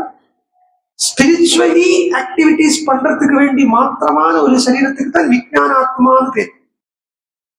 அந்த இடத்துல மெட்டீரியலா என்ன மனசு தான் இல்லைன்னு மனசை கடந்து போன ஸ்திதியில மனசை எப்ப கடந்துட்டானோ அது மனசு நீங்கிறதுக்கு அப்புறம் அந்த இடத்துல அவன்கிட்ட மெட்டீரியாலிட்டி இருக்காது. இது மகாபிராண சக்தியினுடைய சஞ்சாரத்திலேயே பார்க்கலாம். மூலாதாரம் சுவாதிஷ்டானம் என்கிறது அன்னமயம் பிராணமயம் இருந்தா அடுத்த மணிப்பூர சக்கரம்ங்கிறது மனோமய சக்கரமா இருக்குன்னு அடிக்கடி நம்ம சொல்ற வழக்கம். இந்த மனோமய சக்கரத்தை தாண்டி இந்த பிராணசக்தி மேல போயிடுத்தானா அதுக்கப்புறம் அவன்கிட்ட அதிக லௌகிக விஷயங்கள் இருக்காது. அப்ப எல்லா சக்கரமுமே எல்லாமே மேல் நோக்கி பார்க்க ஆரம்பிச்சிடும். அப்போ தட்சிணாயனத்திலிருந்து உத்தராயணத்துக்கு வந்துடுத்தும். இங்கதான் இருக்கு தட்சிணாயனம் உத்தராயணம். மூலாதாரம் சுவாதிஷ்டானம் மணிப்பூரகம் வரைக்கும் தட்சிணாயனம், மணிப்பூரகம் அநாகதம் விசுத்தி ஆக்ஞா, இது உத்தராயணம். இது உத்தராயணம்.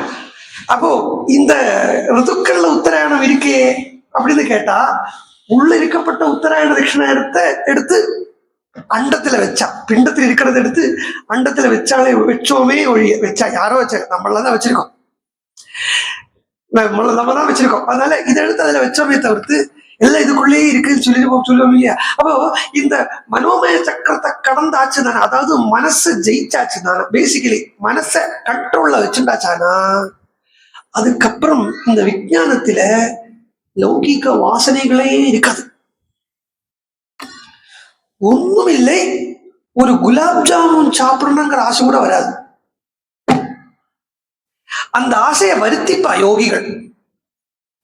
ஒரு யோகி இந்த சின்ன சின்ன ஆசை, ஏன்னா லோகத்துல தன்னை போட்டு வைக்கிறதுக்காக கொஞ்சம் ஆசைகளை வருத்திப்பா, ஏன்னா அது இருந்தா தான் லோக உபகாரம் பண்ண முடியுங்கிறது. இல்லாட்டினா அந்த விஞ்ஞான தளத்திலேயே இப்படி இருந்துட்டா வச்சுக்கோ, விஞ்ஞானம்னு ஒண்ணு அது அந்த தளத்திலேயே இருந்துட்டாங்கன்னா உலக அனுபவமே இருக்காது, பூர்ணமா அந்த பிரம்மானுபவத்திலேயே தான் இருப்பேன். பிரம்மானுபவத்திலே இல்லைன்னா சுஷுப்தியில் இருப்பேன். அந்த அகங்காரம் வரத்த ஸ்திதியில அந்த பிரம்மானுபவம் தான் இருக்கும், இல்லாட்டா சுஷுப்தி. இப்படியே மாறி மாறிட்டே இருக்கக்கூடிய நிலைக்கு தான் விஞ்ஞானம்னே பேரு. இதுவுமே வேதத்துல ரொம்ப ஒரு பிரசித்தமான ஒரு இடத்துல வேதத்துல இந்த நாளையுடைய டிஃபரன்ஸ் சொல்லப்படுறது. வேதத்துல ஆக்சுவலா காட்டகம்னு ஒரு பாகம் வருது. காட்டகம், இந்த காட்டகத்திலேருந்து வந்ததுதான் கட உபனிஷத். காட்டகத்தினுடைய ஒரு பார்ட்டு தான் கட உபனிஷத். அந்த காட்டகத்துல நீங்கெல்லாம் கேட்டிருப்பேன், கல்யாண மந்திரமே வரும். சஞ்ஞானம் விஜானம் பிரஜானம் ஜானதபி ஜானத். ரொம்ப அழகா இருக்குது, சொல்றது கேட்கறதுக்கே அழகா இருக்கு. சங்கல்பமானம் சங்கல்பமானோ பகல்ப சங்கல்பமானம் விகல்பமானோ பகல்பமானோ பகல்ப்தம் கிளிப்தம். பாக்கி உள்ளது உங்களுக்கு கேட்டிருப்பேன், நிறையவே கேட்டிருப்பேன். ஸ்ரேயோதியாயத் சம்பூதம் பூதம். என்னடா இது பூதம் பூதம் சொல்றாளே, கல்யாணத்துக்கு திசைதாம்பரத்துக்கு இந்த மந்திரத்தை சொல்லுவா. பூதம் பூதம், மாப்பிள்ளை பார்த்தா பூதம் பூதம் சொல்றாளோ இல்லை, பூதம் என்ன, ஸ்ரேயோதியாயத் சம்பூதம் பூதம் சித்திரகேது பிரபானாவான் சம்பான் ஜோதிஷ்மான் தேஜஸ்வான் ஆதவத்கிஸ்தவன் அமிதவன் எப்படின்னு வருதா. ஜோதிஷ்மான், தேஜஸ்வான், ஆதவன், அமிதவன், ரோச்சனஹா, எல்லாமே ஷைனிங்க சொல்றது. ஜோதி, தேஜஸ் எல்லாம் ஷைனிங்க சொல்றது. இந்த ஜோதி ஷைனிங் எல்லாம் வந்தாச்சானாலேயே ஞானமயமான ஏதோ ஒன்று சொல்லிட்டு இருக்குதுன்னு தெரிஞ்சுக்கும். அப்ப இந்த இடத்துல என்ன சொல்றா அவ வேத, ஏன்னா வேதத்தினுடைய பரம தாத்பரியமே ஆத்மஸ்வரூப சாட்சாத்காரம் தான். இந்த கல்யாணம் அப்படிங்கிற சப்தத்துக்கு என்ன அர்த்தம்னா, மாயா நீங்குதல், ஜீவாத்மா பரமாத்மா ஜெயிக்கல், இது தேர்தல், இதுதான் கல்யாணம். வேதப்படி பார்த்தேன்னா இந்த தாலி கட்டுற ஃபங்க்ஷனுக்கு பேர் என்ன தெரியுமோ? ஆக்சுவலா தாலி கட்டுறதே வேதத்துல கிடையாது, அது வந்து பெரிய குண்டு. தாலி கட்டுறதே வந்து சம்ஸ்காரத்துல அது சிஷ்டாச்சாரமா வந்தது, தேசாச்சாரமா வந்ததே தவிர்த்து தாலி கட்டுறதுக்கு எல்லாரும் நம்ம இப்ப சொல்றோம் ஒரு ஸ்லோகம், மாங்கல்யம் தந்துராதே, அதெல்லாம் சொல்றோம் இல்லையா, அது வந்து ஸ்லோகம் தான், அது வேத மந்திரம் இல்லை. வேதப்படி பார்த்தீங்கன்னா கல்யாணம்ங்கிறது எப்ப ஆகுறதுன்னா, கைப்பிடிச்சு சப்தபதியருடைய கல்யாணம், அதுதான் கல்யாணம். சப்தபதி அக்னி சுத்துறது இருக்கே, அதுதான் கல்யாணம். கைப்பிடிக்கிறத பாணி கிரகணம் தான் மந்திரம் இருக்கு. அப்போ அந்த அதுக்கு அந்த ஃபங்க்ஷனுக்கு பேர் என்னன்னா உத்வாகம் பேர், கல்யாணம் இல்லை. இப்போ கல்யாணம்னு என்ன அர்த்தம்? கல்யாணம்ங்கிறது பரமாத்மா கூட இரண்டரை கலக்கக்கூடிய ஸ்திதிக்கு தான் கல்யாணம். கல்யாணம்னா அந்த லௌகிக சிந்தையை விட்டு முக்தி அடையிறது தான் முக்தி அடையிறது உடனே செத்து போறது நினைச்சுக்காதீங்க. கல்யாணம் அப்படின்னா இந்த இப்ப இருக்கிற ஸ்திதியில வரப்பட்டதையோ போனத்தையோ நினைச்சுக்காம இந்த பிரசண்ட ஹாயா அப்படி அனுபவிக்கிறது கல்யாணம். என்ன போறது, என்ன ஒன்றும் இல்லை, எப்படி இருக்கு, ஆஹா அப்படி இருக்கு, இதுதான் கல்யாணம், இதுதான் மோட்சம். இல்ல மோட்சம்னா வேற எங்கேயோ போய் செத்து போய் அப்படி பண்ணி இப்படி பண்ணி அங்க போய் இங்க போய் வந்து நினைச்சுக்காதீங்க. இதுதான் மோட்சம், ஹாயா இருக்கிறது. ஹாயா இருக்கிறதுன்னா யாருக்கும் உபதிரவம் இல்லாம, யாருக்கும் உபதிரவம் இல்லாம ஆசை இல்லாம, எதிர்பார்ப்பு இல்லாம அந்த மனச ஈஸ்வரன் கிட்ட அர்ப்பிச்ச ஸ்திதியில, ஈஸ்வரன் கிட்ட அர்ப்பணம் பண்ண ஸ்திதியில ஹாயா இருக்கிறது முக்தி. இந்த க்ஷணம் அனுபவிக்கலாம். இன்னும் சொல்ல போனா இப்போ ஒரு சைலன்ஸ் இங்க பரவுறதே இதுவே அந்த முக்தி தான். இந்த மௌனமே ஒரு அந்த முக்தியினுடைய வெர்பல் ஃபார்ம் தான். அப்போ விஞ்ஞானமயத்தானே சொல்லிட்டு இருக்கோம். இந்த விஞ்ஞானமயம்ங்கிறத புத்தி விசக்ஷணத்தால அப்படியே அந்த ஞானத்தில் இருக்கிறது, இல்லாட்டா சுஷுப்தி, இல்லாட்டா அதுக்குத்தான் மகத் அப்படின்னு பேரு சொல்றது. மகர்லோகம் அப்படின்னு எல்லாம் சொல்லியாச்சுன்னா இந்த விஞ்ஞான தலத்துக்கு தான் மகர்லோகம் அப்படின்னு சொல்றது. அந்த மகாத்மா அப்படிங்கறத இங்க என்ன சொல்றாங்க, மகாத்மா ஹனுமான மகாத்மாங்கிறதுக்கு தான் இவ்வளவு சொல்லிட்டு வந்தேன். ஏன் மகாத்மா அப்படின்னா காரிய துரந்தரன், அவர் பூர்ணமா அனுபவிக்க வேண்டி இருக்கார். அதுவும் அனுபவிக்க வேண்டிய இடத்துல வந்து அனுபவிக்கும்படியா இருக்கார் மகாத்மா. அங்க சமுத்திர தீரத்துக்கு வந்தார். சமுத்திர தீரத்துக்கு வந்து அங்க ஒரு மலை லங்காவை பாக்குறாரு. இங்கேருந்து எந்த மலையை பாக்குறாருன்னா லங்காவை, திரிகூடஸ்ய தடே லங்காம் ஸ்திதா ஸ்வஸ்தோத தரிசஹ, ஸ்வஸ்தமா இருந்து பாக்குறாரு. இது ஸ்வஸ்தங்கிற பதம் இருக்கு பாருங்க, இதுவே பெரிய ஒரு மேஜிக்கல் வேர்டு. ஸ்வஸ்தம் அப்படின்னா இருப்புன்னு அர்த்தம். திஷ்ட அப்படின்னு தாது. நம்ம அவஸ்தான்னு சொல்றோம் இல்லையா, அவஸ்தைகள், அவஸ்தப்படுறோம் சார், அந்த அவஸ்தை இல்லை. ஜாகிரத், சொப்னம், சுஷுப்தி இதெல்லாமே அவஸ்தா. இது நம்மளுடையது இல்லை, யாரோடையது. நம்மளுடைய ஸ்தானத்துக்கு எது பேருன்னா ஸ்வஸ்தம். அந்த ஸ்வஸ்தம் தான் எட்டர்னல் எக்ஸிஸ்டன்ஸ். அவஸ்தை எல்லாம் ரிலேட்டிவ் எக்ஸிஸ்டன்ஸ். ஜாகிரத்தோ சொப்னமோ சுஷுப்தியோ ஜஸ்ட் ரிலேட்டிவ் எக்ஸிஸ்டன்ஸ். அது ஏதோ சார்ந்து இருக்கு, நாட் அப்சல்யூட். ஸ்வஸ்தம்ங்கிறது அப்சல்யூட் எக்ஸிஸ்டன்ஸ். அந்த அப்சல்யூட் எக்ஸிஸ்டன்ஸில் இருந்துட்டு திரிகூடத்தின் மேல் இருக்கக்கூடிய லங்காவை ஹனுமான் பார்க்கிறார். பெரிய வால்மீகி இருக்கார் பாருங்கோ. ஷோ, அதாவது இதெல்லாம் புரிஞ்சது வச்சுக்கோ. ஒரு ஸ்லோகம் வாசிக்கிறத வால்மீகியை கட்டி பிடிச்சி புத்தம் கொடுக்கணும்னு தோணும். சொல்றேன், பிகாஸ் திரிகூடம் ஒரு புதிரை வச்சாரு பாருங்க. அங்க திரிகூட மலை, திரிகூடம் ஒரு மலை. அந்த மலைக்கு மேல லங்கா இருக்கா. லங்காவினுடைய ஆதாரம் எதா இருக்கு, திரிகூடம்ங்கிற மலை தான் லங்காக்கு ஆதாரமா இருக்கு.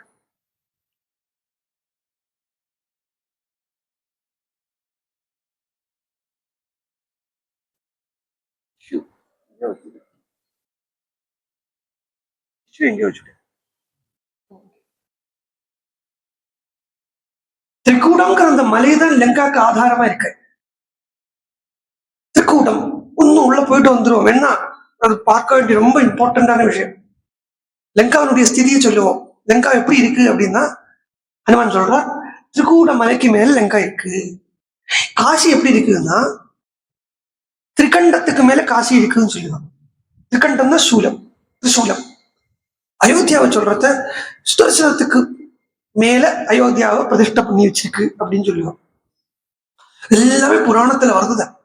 அதே மாதிரி லங்கா எப்படி இருக்குன்னு பார்த்தா திரிகூட்டத்துக்கு மேல இருக்கு. What is this திரிகூட்டம்?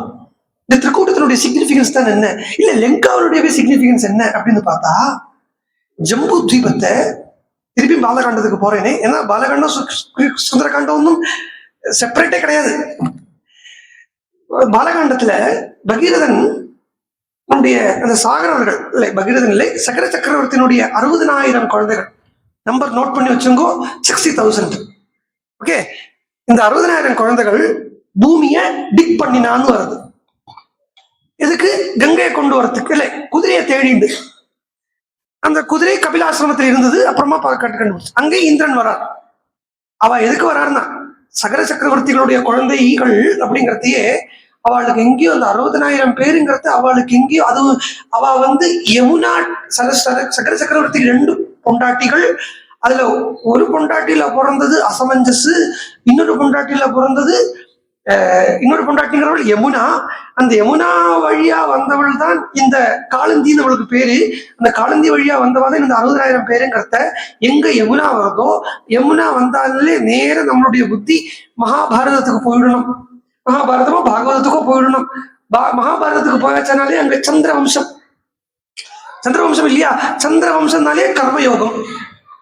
அப்போ இந்த யமுனா வழியா வந்த கர்மயோகிகளா இருக்க 60,000 பேருங்கிறத, கர்மாவை பண்ணிட்டு இருக்க 60,000 பேருங்கிறத இந்திரனுக்கு இவ கர்மாவை பண்றத பார்த்து தாங்கலை. எங்கேயுமே இந்திரனுக்கு வந்து யாராவது கர்மாவை பண்றத பார்த்தா தாங்காது.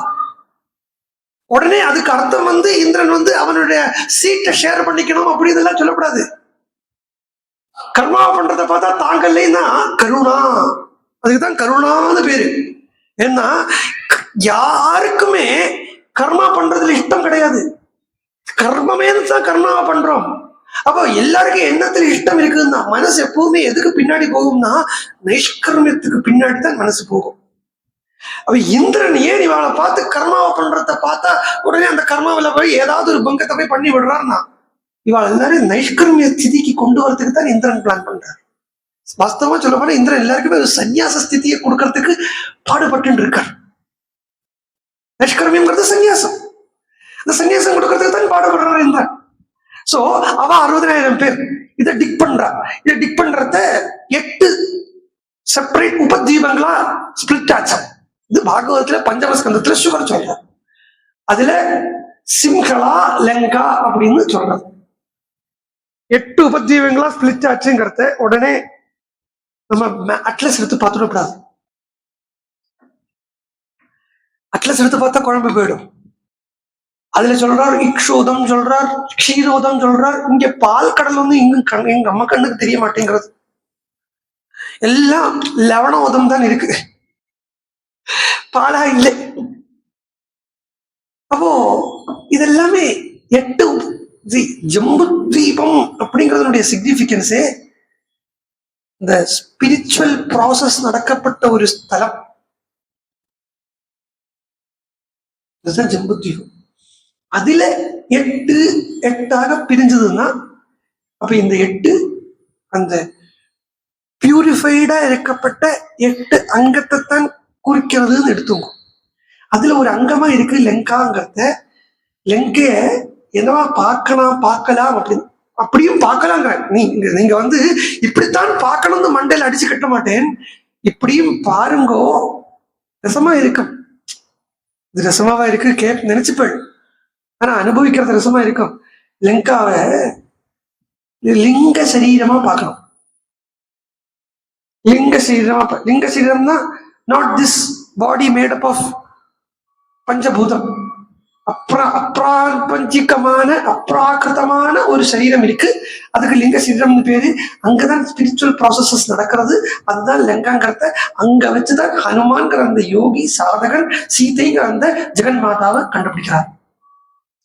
அண்ட் அந்த ஸ்பிரிச்சுவல் பிராக்டிஸினுடைய எப்பிட்டம் என்னன்னு பார்த்தா டிஸ்ட்ரக்ஷன் ஆஃப் ஈகோ.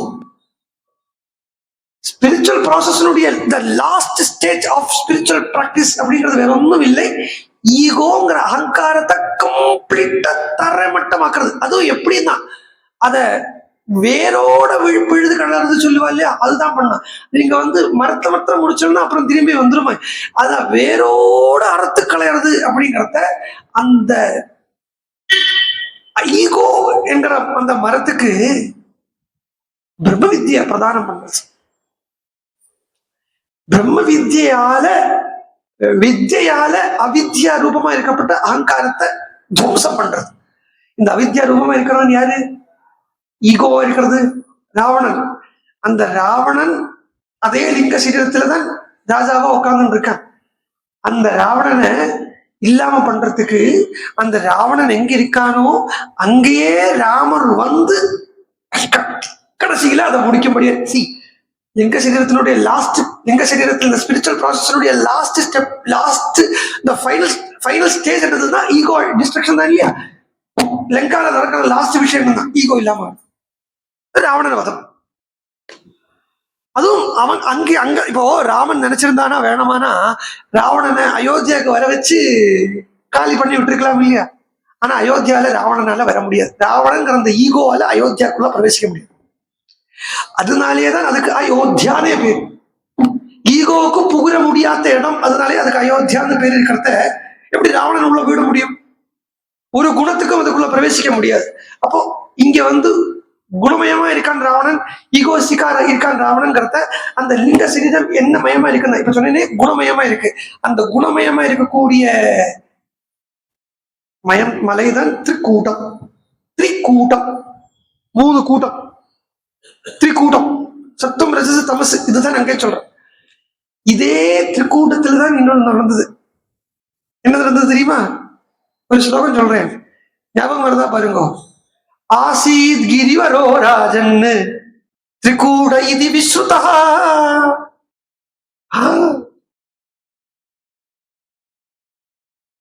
நீங்க தானே சொன்ன சேம் நடக்கிறது கஜேந்திர மோட்சம். இதேதான் திரிக்கூட்டம்னு பேரா. அங்க சகர சக்கரவர்த்தியால நிர்மாணம் பண்ணப்பட்ட 60,000 பேர் அப்படின்னோமா. மகாபாரதத்துல ஒரு கதை வருது, கருடனோட கதை. கருடன் அம்மாவான வினதா கிட்ட கேட்கறா, எனக்கு பசிக்கிறதுன்னா. உடனே வினதா சொன்னா நேரா அப்பாட்ட போனான். அப்பா கிட்ட போற வழியில கருடன் எல்லாமோ எங்கேயோ ஒரு மரம், பெரிய மரம் பாக்குறான். அங்க 60,000 பேர் உட்காந்து தபஸ் பண்றத பாக்குறான். எவ்வளவு சங்கி, எல்லாம் கனெக்டட் தான், பார்க்க தெரியணும் அப்படித்தான். 60,000 பேர் தபஸ் பண்றது. அங்கேயே நேர போறார். அப்பா சொல்றார், இந்த இடத்துல ஒரு ஆணையும் முதலையும், முதலைன்னா முதலை கரெக்ட், அலிகேட்டர் இப்படி சொல்லுவா இல்லையோ, தான் சொல்லுவாளா? சரி, இது ரெண்டுமா சண்டை போடுறது, அவள் எடுத்து சாப்பிட்டுக்கோ அப்படி சொன்ன உடனே கருடன் நேரா போய் தன்னுடைய கால் 2 இருக்கே, அந்த 2 காலாலே அந்த அந்த யானைக்கும் அந்த முதலைக்கும் இத சொல்றா, விஸ்தீர்ணத்தை சொல்றா. அந்த விஸ்தீர்ணம் ரொம்ப பெருசா சொல்றா. 12 யோஜனை தூரம், 3 யோஜனை உயரம், இப்படி எல்லாம் சொல்றா. ஆமா, அந்த யானைக்கு முதலைக்கு. அந்த முதலைய யானையை அப்படியே கையால தூக்கிட்டு வந்து ஒரு பெரிய ஆலமரத்துக்கு மேல உட்கார்ந்தாரு. அந்த பெரிய ஆலமரத்துக்கு மேல உட்கார்ந்து அதை சாப்பிடுறார், 2 சாப்பிடுறார். இப்படி உட்கார போற வேளையில அவருடைய ஒரு சிறகானது இறகானது கீழே விழுந்துருத்து. அதனாலே அவருக்கு திரிசுப்பர்ணன் பேரு. இந்த கதை எப்படிதான் சொன்னேன். அதுல இந்த யானையினுடைய முதலையினுடைய ஒரு எலும்பு அங்கெங்கயோ விழுந்து கிடக்கு. அந்த எலும்புக்குத்தான் திரிகூடம்னு பேரு. அதுதான் திரிகூடம்ங்கிற பர்வதமா மாறித்தான். திரிகூடம்ங்கிற பர்வதமா மாறுது. திருப்பி கஜேந்திர மோட்சத்துக்கு வாங்கும்.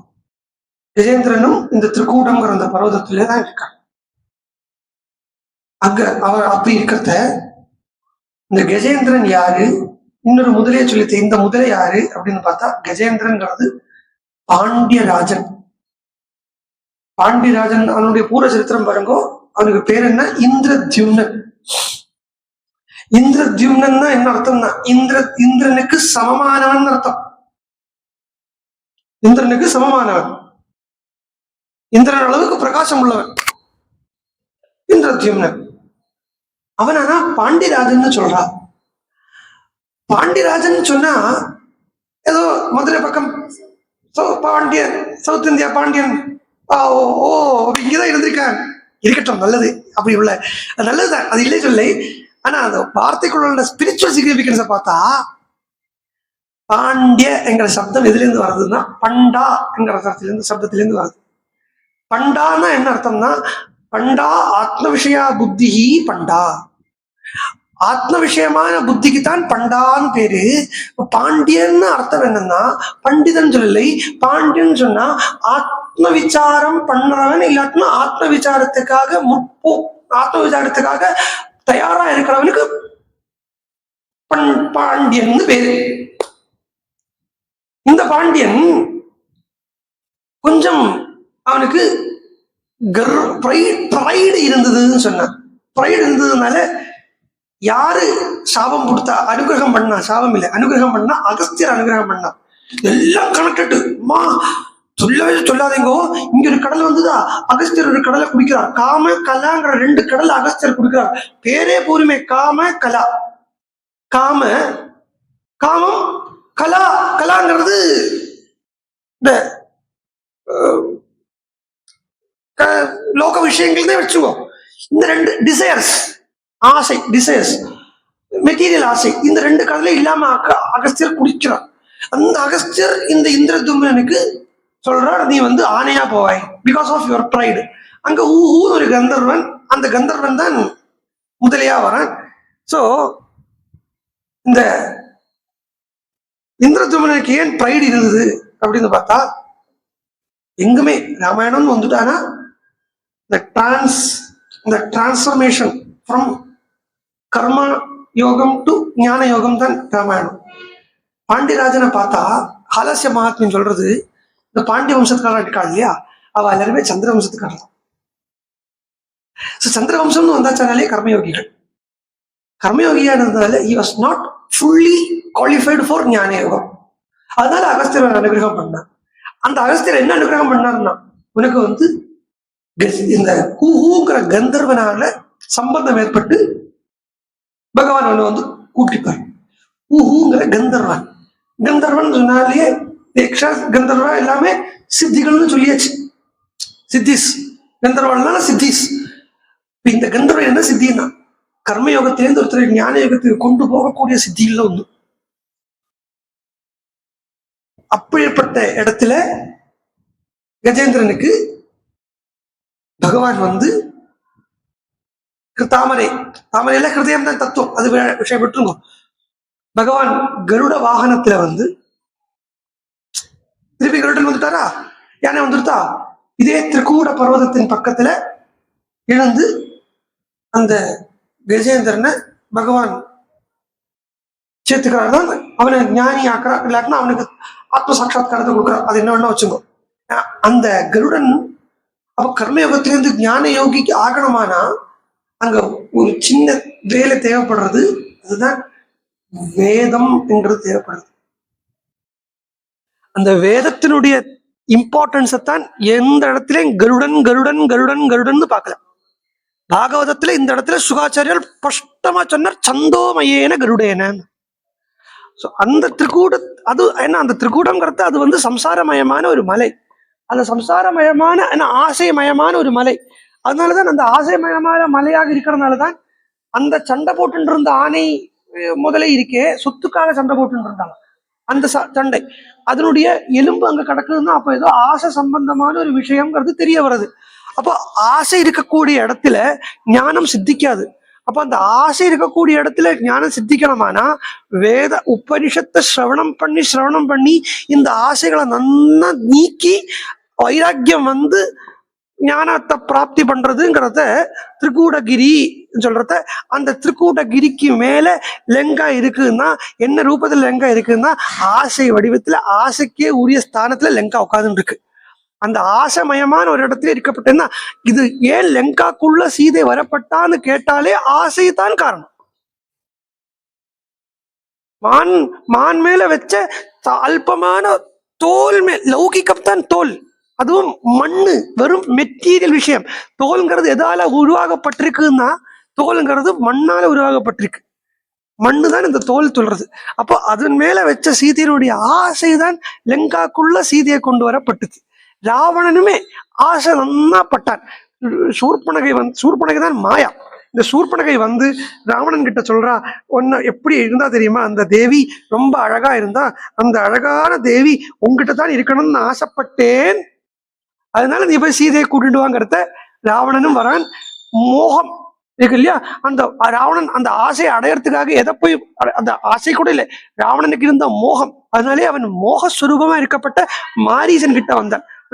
நம்ம ஆரண்ய காண்டத்திலே பார்த்தோம். காமம் குரோதம், லோபம், மோகம், இது நாலுமே உருவெடுத்திருக்கிறது தான்.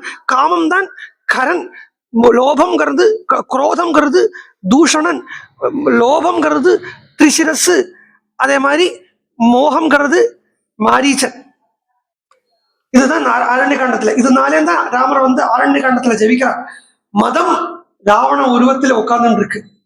மதம் இதை ஜெயிக்கணும் இல்லையா? அப்போ இந்த காமக்ரோத லோப மோக மத்சரியத்தை ஜெயிக்கிறதே அந்த சீதை மான் மேல வச்ச ஆசையினால, ஆசை வடிவாக இருக்கக்கூடிய இல்லை ஆசையினால பூமியில போடப்பட்ட ஆசை வடிவான அந்த ஆணையுடைய பூமியில போடப்பட்ட அந்த எலும்பா இருக்கக்கூடிய திரிசிரஸ் என்கிற அந்த ஸ்தானத்துல லங்காங்கிற அந்த லிங்க சரீரம் உட்கார்ந்து இருக்கு.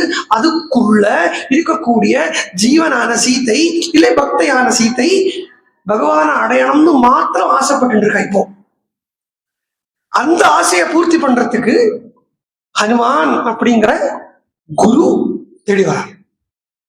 லங்காக்கு வந்தார். லங்கால ஆகாசத்தை பார்க்கிறார். பார்த்தா இப்போ உதயமா தான் இருக்கு. ஐ மீன் அஸ்தமனம் ஆகல.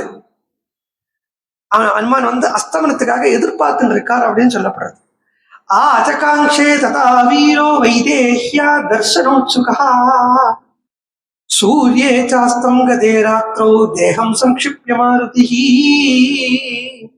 சூரியன் அஸ்தமனம் ஆகட்டும் அப்படின்னு பார்த்துட்டு இருக்காராம். அப்போ ஆஜகாங்ஷே ததா வீரஹா வைதேஹ்யா. சுரசாட்ட சொன்னார் ஒரு விஷயம் ஹனுமான். கமிஷ்யே எத்திர வைதேகி. இந்த ஸ்லோகத்தை வேற அர்த்தத்துல கூட எடுத்துக்கலாம். இந்த இடத்த பார்த்தால்னா சீதைய பக்தியாகவும் பார்க்கலாம், சீதையவே பரமாத்மாவுடைய சொரூபிணி பராசக்தி ரூபமாகவும் பார்க்கலாம்.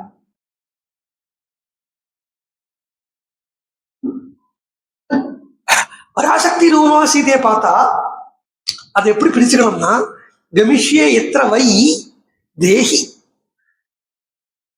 தேகின்னா ஆத்மான்னு அர்த்தம். தேகம்னா சரீரம், தேகினா தேகம் உடையது, அதுக்கு ஆத்மான்னு அர்த்தம். ஆத்மஸ்வரூபம் இருக்கக்கூடிய இடத்துக்கு தான் போறேன்னு ஹனுமான் சொல்லிட்டு பாரு. சூரியன் அஸ்தமனம் ஆயிடுத்து. அஸ்தமனமான உடனே பிரதோஷகாலே ஹனுமான் ஸ்தூர்ணம் உத்தாப்ய வீரியவான் பிரவிவேஷபுரீம் ரம்யாம் பிரவிபக்த மகாபதாம். சூரியபக்த மகாபதாம்னு பாடம் கூட உண்டு. பிரதோஷ காலம் சூரியன் அஸ்தமனமாச்சு. அஸ்தமனமான உடனே சந்திரன் உதிச்சுதான் சொல்றார். ஹனுமான் போறத எப்படி இந்த இதை நோட் பண்ணிங்கோ. இப்ப நான் சொன்னேன் இல்லையா ஒரு விஷயத்த, சூரியன் இது ஏதோ தாத்தா அடிச்சாராம், குழந்தை அழுதுதான், அந்த மாதிரி கதையா சொல்லலை. சொன்னதுக்கு ஹைலி சிக்னிபிகன்ஸ் இருக்கு. சூரியன் அஸ்தமனமாச்சு, சந்திரன் உதிச்சது வச்சுங்க மனசுல. ஹனுமான் உள்ள போறதே சுகமும் துக்கமும் கலந்த ஒரு ஸ்திதியில போறாங்கிறார். சுகமும் இருக்கு, துக்கமும் இருக்கு. என்ன சுகம் என்ன துக்கம் என்ன இப்படி சொல்றேன்? சுகமும் இருக்கு, துக்கமும் இருக்கு, சந்தோஷம் இருக்கு, துக்கமும் இருக்கு. என்ன துக்கம்னா, மத்தவெல்லாம் எப்படி வருவா, இவ்வளவு கடினமான இந்த கடலை தாண்டி மத்தவெல்லாம் எப்படி வருவா அப்படின்னு ஆசை, அப்படிங்கிற அந்த வியதை. சுகம் என்ன, தாண்டிட்டேனே. ஆசீத் விஷண்ணா ஹிருஷ்டச்ச, விஷண்ணா ஹிருஷ்டச்ச, சுகமும் துக்கமும். அப்பவே அவரை ஞானியா பாருங்க. ஒரே சமயத்துல சுகமும் துக்கமும் இருக்குன்னா it can be interpreted in such a way that சுகத்தையும் துக்கத்தையும் சமமா பார்க்கிறார் ஞானி. வைதேகியா தர்சனோத்சுகா, சீதையை பார்க்கறதுக்கு அந்த ஔத்சுக்கியம் உற்சாகம் ச பாண்டுரா விருத்த விமான மாலினி மகார்க ஜாம்பூனத ஜால தோரணா யசஸ்வினீம் ராவண பாகுபாலிதா ஷபாச்சரேர் பீமபலைஹி சுபாலிதா. ஷபாச்சரேகின்னா ராத்திரி சரிக்கக்கூடிய ராட்சசாலால பாதுகாத்து இருக்கக்கூடிய வெங்கைக்குள்ள ஹனுமான் பிரவேசிக்கிறார். அப்போ சந்திரன் உதயமாச்சு. சந்திரோ விசாஜிவ்ய விவாவ குர்வன்னு தாராகணைஹி மத்யகதோ விராஜன் ஜோத்ஸ்னாவிதானேன விதத்ய லோகான் உத்திஷ்டதே நேக சகஸ்ரஸ்மிஹி. சந்திரனை பாக்குறார். மலைக்கு மேல தான் உட்கார்ந்து இருக்காரு. கிளம்பலான்னு சொல்லி நினைச்சிட்டு இருக்காரு. மலைக்கு மேலே உட்கார்ந்து இருக்காரு. பார்த்தா எப்படி எல்லாரும் வருவாளோ அப்படிங்கிற ஒரு சிந்தை இருக்கு. நம்ம வந்துட்டோமேங்கிற அந்த சுகம் இருக்கு. ஆகாசத்தை பார்த்தா சந்திரனை பாக்குறார். சந்திர உதயம் ஆயிடுத்து, சூரிய அஸ்தமனம் ஆயிடுத்து. சந்திரோதயமும் சூரிய அஸ்தமனம் ஒரே சமயத்துல இருக்கு. திருப்பி திருப்பி இதே நான் சொல்லிட்டு இருக்கேன்னு அதுக்கு என்ன பெரிய காரணம் இருக்குன்னு எடுத்துக்கோ. அதோ சந்திரனை பார்த்து ரசிக்கிறார் ஹனுமான். சந்திரனை பார்த்து ரசிக்கக்கூடிய ஹனுமான வால்மீகி பகவான் ரசிக்கிறார். வால்மீகி பகவானை பார்த்து நாம கொஞ்ச நேரம் ரசிப்போம். எப்படி சந்திரன் இருக்காருன்னு கேட்டார். சங்க பிரபம் க்ஷீரவர்ணம் உத்கச்சமானம் வியவபாசமானம் ததர்ஷ சந்திரம் சகபி பிரவீரஹ ப்ரூயமானம் சரசீவம்சம். இப்படி இருக்குன்னா சங்க மாதிரி இருக்கான். சங்க பிரபம் க்ஷீரமிருணாள வர்ணம், பால் மாதிரி நிறத்தில் இருக்கு. தாமரைக்கு மிருணாளம் உண்டு, அந்த மிருணாளத்தினுடைய நிறத்தில் இருக்கு. உத்கச்சமானம், உயர்ந்த ஸ்திதியை நோக்கி போகிறது. வியவபாசமானம், ரொம்ப பிரகாசிக்கிறது, விசேஷமா பிரகாசிக்கிறது. ததர்ஷ சந்திரம், ஹனுமான் சந்திரனை பார்த்தார். ச கபி பிரவீரஹா, பார்த்தவர் யாரு? கபி பிரவீரஹா. கபி கபி வீரஹா கபி பிரவீரஹா. ப்ளூயமானம் சரசீவஹம்சம், ஹம்சம் மாதிரி இருக்கான். சரசில குளத்துல ஹம்சம் உருண்டா எப்படி இருக்கும் அது மாதிரி இருக்காது. முதல்ல கவி பிரவீரஹா வார்த்தை எடுத்துங்கோ. இப்படி இருக்கு. சந்திரனை பார்க்கிறார் ஹனுமான். யாரு பார்த்தா? கவி பிரவீரஹா ததர்ஷ. கபின்னு சொன்ன என்ன பார்த்துட்டோம். ஏகாதச ருத்ரர்கள் தான் கபி. ஏகாதச ருத்ரர்கள் க 1 பா 1 11 ஏகாதச ருத்ரர்கள். அப்ப ஹனுமான் என்னன்னு சொன்னோம்? ஏகாதச ருத்ரர்கள்ல வரக்கூடிய 11வது ருத்ரனா இருக்கிற பகவான் அப்படிங்கிறது ஹனுமான் அப்படின்னா கவி பிரவீரா ஹனுமான். ஆச்சா, பார்க்கிறவர் என்ன பார்க்கிறார்? சந்திரனை பார்க்கிறார். சந்திரன் வந்தா சூரியன் வந்தா ஆத்மான்னு பார்க்கணுமா? இப்ப சந்திரன் வந்தா என்னவா பார்க்கணும்? மனசு. என்ன வேதம் சொல்றது? சந்திரமா மனசோ ஜாதா. சந்திரன் தான் மனசு. ஹனுமான் இப்ப என்ன பார்க்கிறார்? மனசை பார்க்கிறார். ஒரு யோகியினுடைய மனசு. இத வால்மீகி பகவான் முதல்ல ஆரம்பிக்கிறதையே தமசாங்கிற நதியை பார்த்து சொன்னார். இந்த தமசா நதி எப்படி இருக்குன்னு சொன்னார். அகர்தமிதம் தீர்த்தம் பரத்வாஜ நிஷாமய ரமணீயம் பிரசன்னாம்பு சன்மனுஷ்ய மனோயதா. சாதகனுடைய சன்மனுஷனாலே அந்த சாதகன் உயர்ந்த ஒரு யோகி, ஒரு பக்தன், ஒரு ஞானி. அப்படி சொல்லுங்க. சன்மனுஷன்னா அந்த ஞானி. இந்த ஞானியினுடைய மனசு மாதிரி இருக்கு இந்த தமசா நதி அப்படின்னா வால்மீகி. அதே இங்க சந்திரனாக பார்க்கிறார் ஹனுமான். சந்திரன் தான் மனசு. சந்திரனா இருக்கிறத ஒரு யோகியினுடைய மனசு எப்படி இருக்கோ அப்படி இருக்குது. சங்க பிரபம் வெள்ள விளையாந்து இருக்கு, சுத்தமா இருக்கு. க்ஷீரம் வெள்ளம் சுத்தமா இருக்கு. உட்கச்சமானம், அந்த மனசு கீழே போகாது. யோகியினுடைய மனசு, பக்தனுடைய மனசு, ஞானியுடைய மனசு கீழே போகாதுன்னா மெட்டீரியல் விஷயத்துல டச் பண்ணாது. இந்த சின்ன மெட்டீரியல் ஆசை கூட இருக்காது. அது மேலேயே உட்கச்சமானம், அதுவே பிரகாசி. இன்ஃபேக்ட் சொல்ல போனா இந்த மனசு பிரகாசிக்கிறதுக்கு ஞானி கூட ஆக வேண்டிய தேவையில்லை. கொஞ்சம் மூக்ஷத்துவம் வந்தாலே போதும். விவேகம் வைராக்கியம் சமதமாதிகளோட கூடின அந்த 6 சம்பத்துகள் இருந்து, அதாவது இந்திரிய கட்டுப்பாடு, மனசு அடக்கிறது, க்ஷமை பொறுமையா இருக்கிறது, உபரதி திதிக்ஷை அப்பிரதிகாரம் பூர்வகமாக இந்த விஷயத்துக்கும் இது வேணும் இது வேண்டாம், காய்ச்சல் வந்தா மாத்திரை போட்டுக்க வேண்டாம் என்கிற ஒரு ஸ்திதி இதுல இருக்கிறது. இதுக்கு எல்லாமே சமதமாதி சட்க சம்பத்துன்னு பேரு சாஸ்திரத்துல. அப்புறம் முமுட்சுத்துவம், ஞானியாக கூட ஆக வேண்டாம். இந்த 4 சம்பத் டு அட்டைன் ஞானம், இதுதான் சாதன சதுஷ்டயம்னு சொல்லுவா. இந்த சம்பத்து இருந்தாலே போலும் அவனை பார்த்தாலே ஒரு ஞானியத்தான் இருக்கும். வாஸ்தவத்தை என்ன, அஜ்ஞானிக்கு மோட்சத்தை பார்த்தாலே ஞானியத்தான் தோணும். ஆனா காமா இருப்பான், மனசுக்குள்ள வேணா எண்ணங்கள் ஓடி இருக்கலாமே ஒழிய பரம சாத்விகனா இருப்பான். அவன் குணாதீதன் ஆகல, ஆனா சாத்விக குணத்தில் இருக்கான்றத அவனை பார்த்தாலே ஒரு சமாதானம் வரும். அது மாதிரி அந்த சமாதானத்தை சொல்ற பிரகாசிக்கிறது விபபாசமான. அப்பேற்பட்ட அந்த மனசு எப்படி இருக்குன்னா பரமஹம்சாவுடைய மனசு மாதிரி இருக்குங்கிறதுக்கு அந்த ஹம்ச சப்தத்தை சொன்னார். பூயமானம் சரசீவ ஹம்சம். ஹம்சம்னாலேயே அதுக்கு ஸ்பெஷாலிட்டி என்னன்னு சாஸ்திரங்கள் சொல்றது, பாலையும் தண்ணியும் கலந்து வச்சா இது செப்பரேட் பண்ணி விடுமா, பாலை மாத்திரம் எடுத்துக்க தண்ணியை விட்டுடுமா. இது மாதிரி தான் பரமஹம்சாவுடைய ஹிருதயம் மனசு. அது லௌகிகத்தையும் ஆத்தியாத்மிகத்தையும் கலந்து வச்சா ஹம்சம் என்ன பண்ணும், செப்பரேட் பண்ணி எடுக்கும். ஆனா பரமஹம்சன் அப்படி பண்ண மாட்டான். அவனுக்கு லௌகிகத்தை பார்த்தாலும் ஆத்தியாத்மிகமாகவே அதை மாத்திடுவான். ஏன்னா சூரியனை பார்த்ததுக்கு அப்புறம் உள்ள எங்க பார்த்தாலும் அந்த சூரியனுடைய வட்டமே தெரியுங்கிற மாதிரி ஈஸ்வர சாட்சா்காரம் அடைஞ்சதுக்கு அப்புறம் எங்க பார்த்தாலும் ஈஸ்வரனாவே தான் தெரியுமே ஒழிய அது லௌகம், அதாவது மெட்டீரியாலிட்டி ஸ்பிரிச்சுவாலிட்டிங்கிற அந்த பேதம் இருக்காது. அபேத தரிசனம்ங்கிறது இதுதான். அபேத தரிசனம் சொல்றோம் இல்லையா, இந்த அபேத ஸ்திதி வேணும் அப்படின்னா அபேதம்னா என்னன்னா லோகம் ஒண்ணு, ஆத்தியாத்மிகம் ஒண்ணு, ஸ்பிரிச்சுவாலிட்டின்னு ஒண்ணு, மெட்டீரியாலிட்டின்னு ஒண்ணு கப்பட்ட அந்த டிஃபரன்ஸ் இல்லாமக்கு ரெண்டையுமே ஒன்னா கொண்டு போறதுதான் அபேதம், அபேத தரிசனம். அப்படி இருக்கார் ஹனுமான். அந்த ஒரு உயர்ந்த ஒரு யோகியினுடைய மனச ஒரு ஸ்திதியில சந்திரனை பாக்குறாருன்னா சந்திர தரிசனம் தான் மனசுதான். அப்படி பாக்குறார். அது ரிஷி லங்காக்குள்ள பிரவேசிக்கலாம் அப்படின்னு நினைக்கிறத பின்னாடி போறார். நிறைய வர்ணிக்கிறார். நினைச்சுக்கிறார் எப்படி இவெல்லாம் வரப்போறான் திருப்பி நினைச்சுக்கிறார்.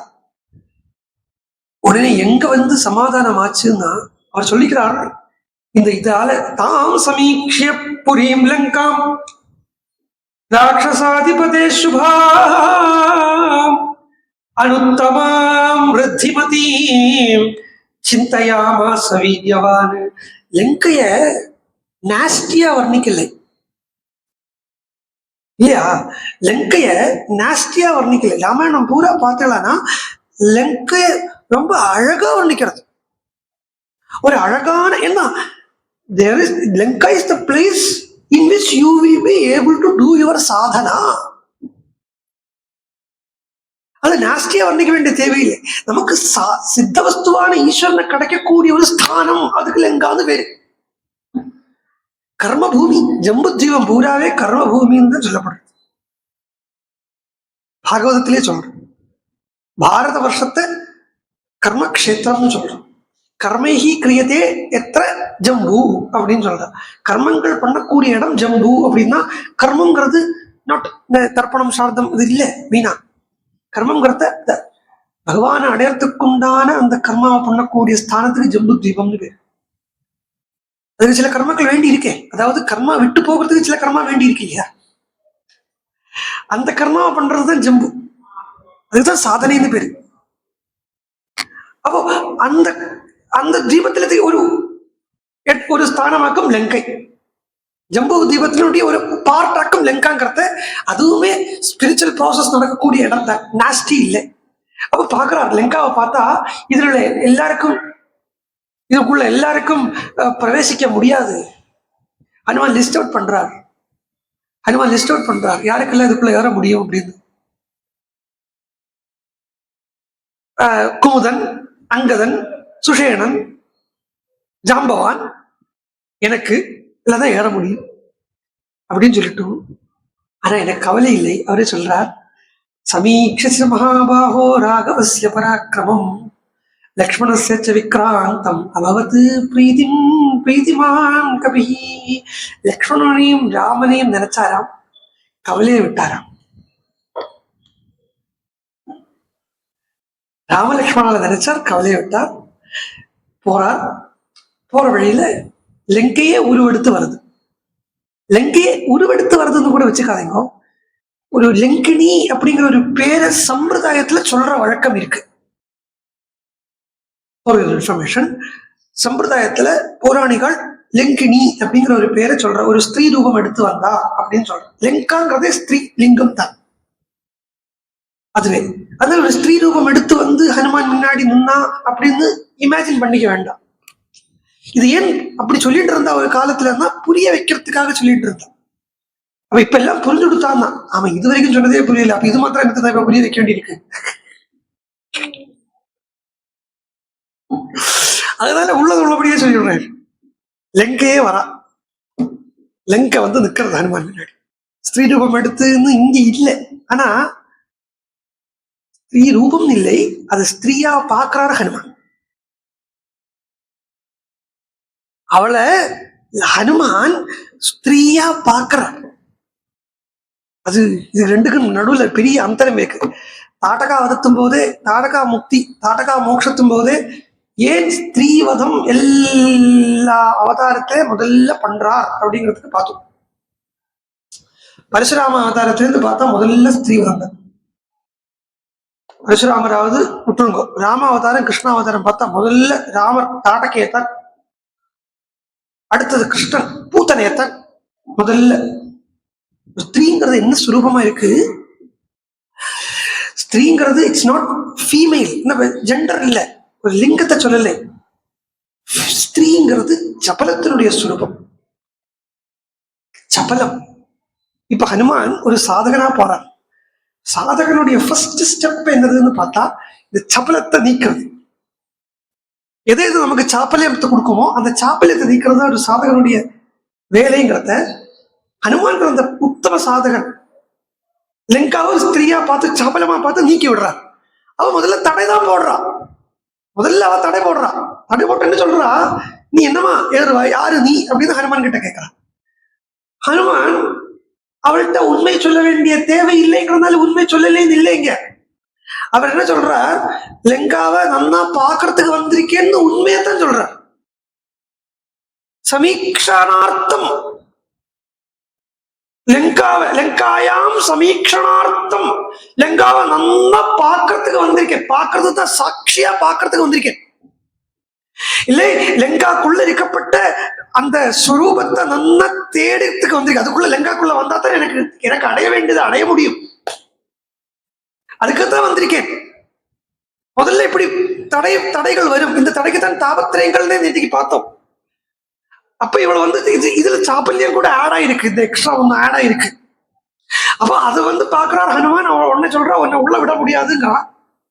அவள் என்ன பண்றா, ஹனுமான அடிச்சான். ஹனுமான அடிச்சா. முதல்ல இது மாதிரி தடைகள் வருத்தான் வரும். ஆனா அதையே ஹனுமான் ஃபர்ஸ்ட் ஸ்டெப்பாவே எடுத்துட்டு போனாரு. அடிச்சுட்டாளா, ஓஹோ சரி அதுதான் என்ன பரவாயில்ல, அவளை ஒரு தள்ளி விட்டார். தள்ளி விட்ட உடனே எது தடையா இருந்ததோ அதுவே உபகாரம் பண்றது. இதுதான் ஆத்தியாத்மிகம்.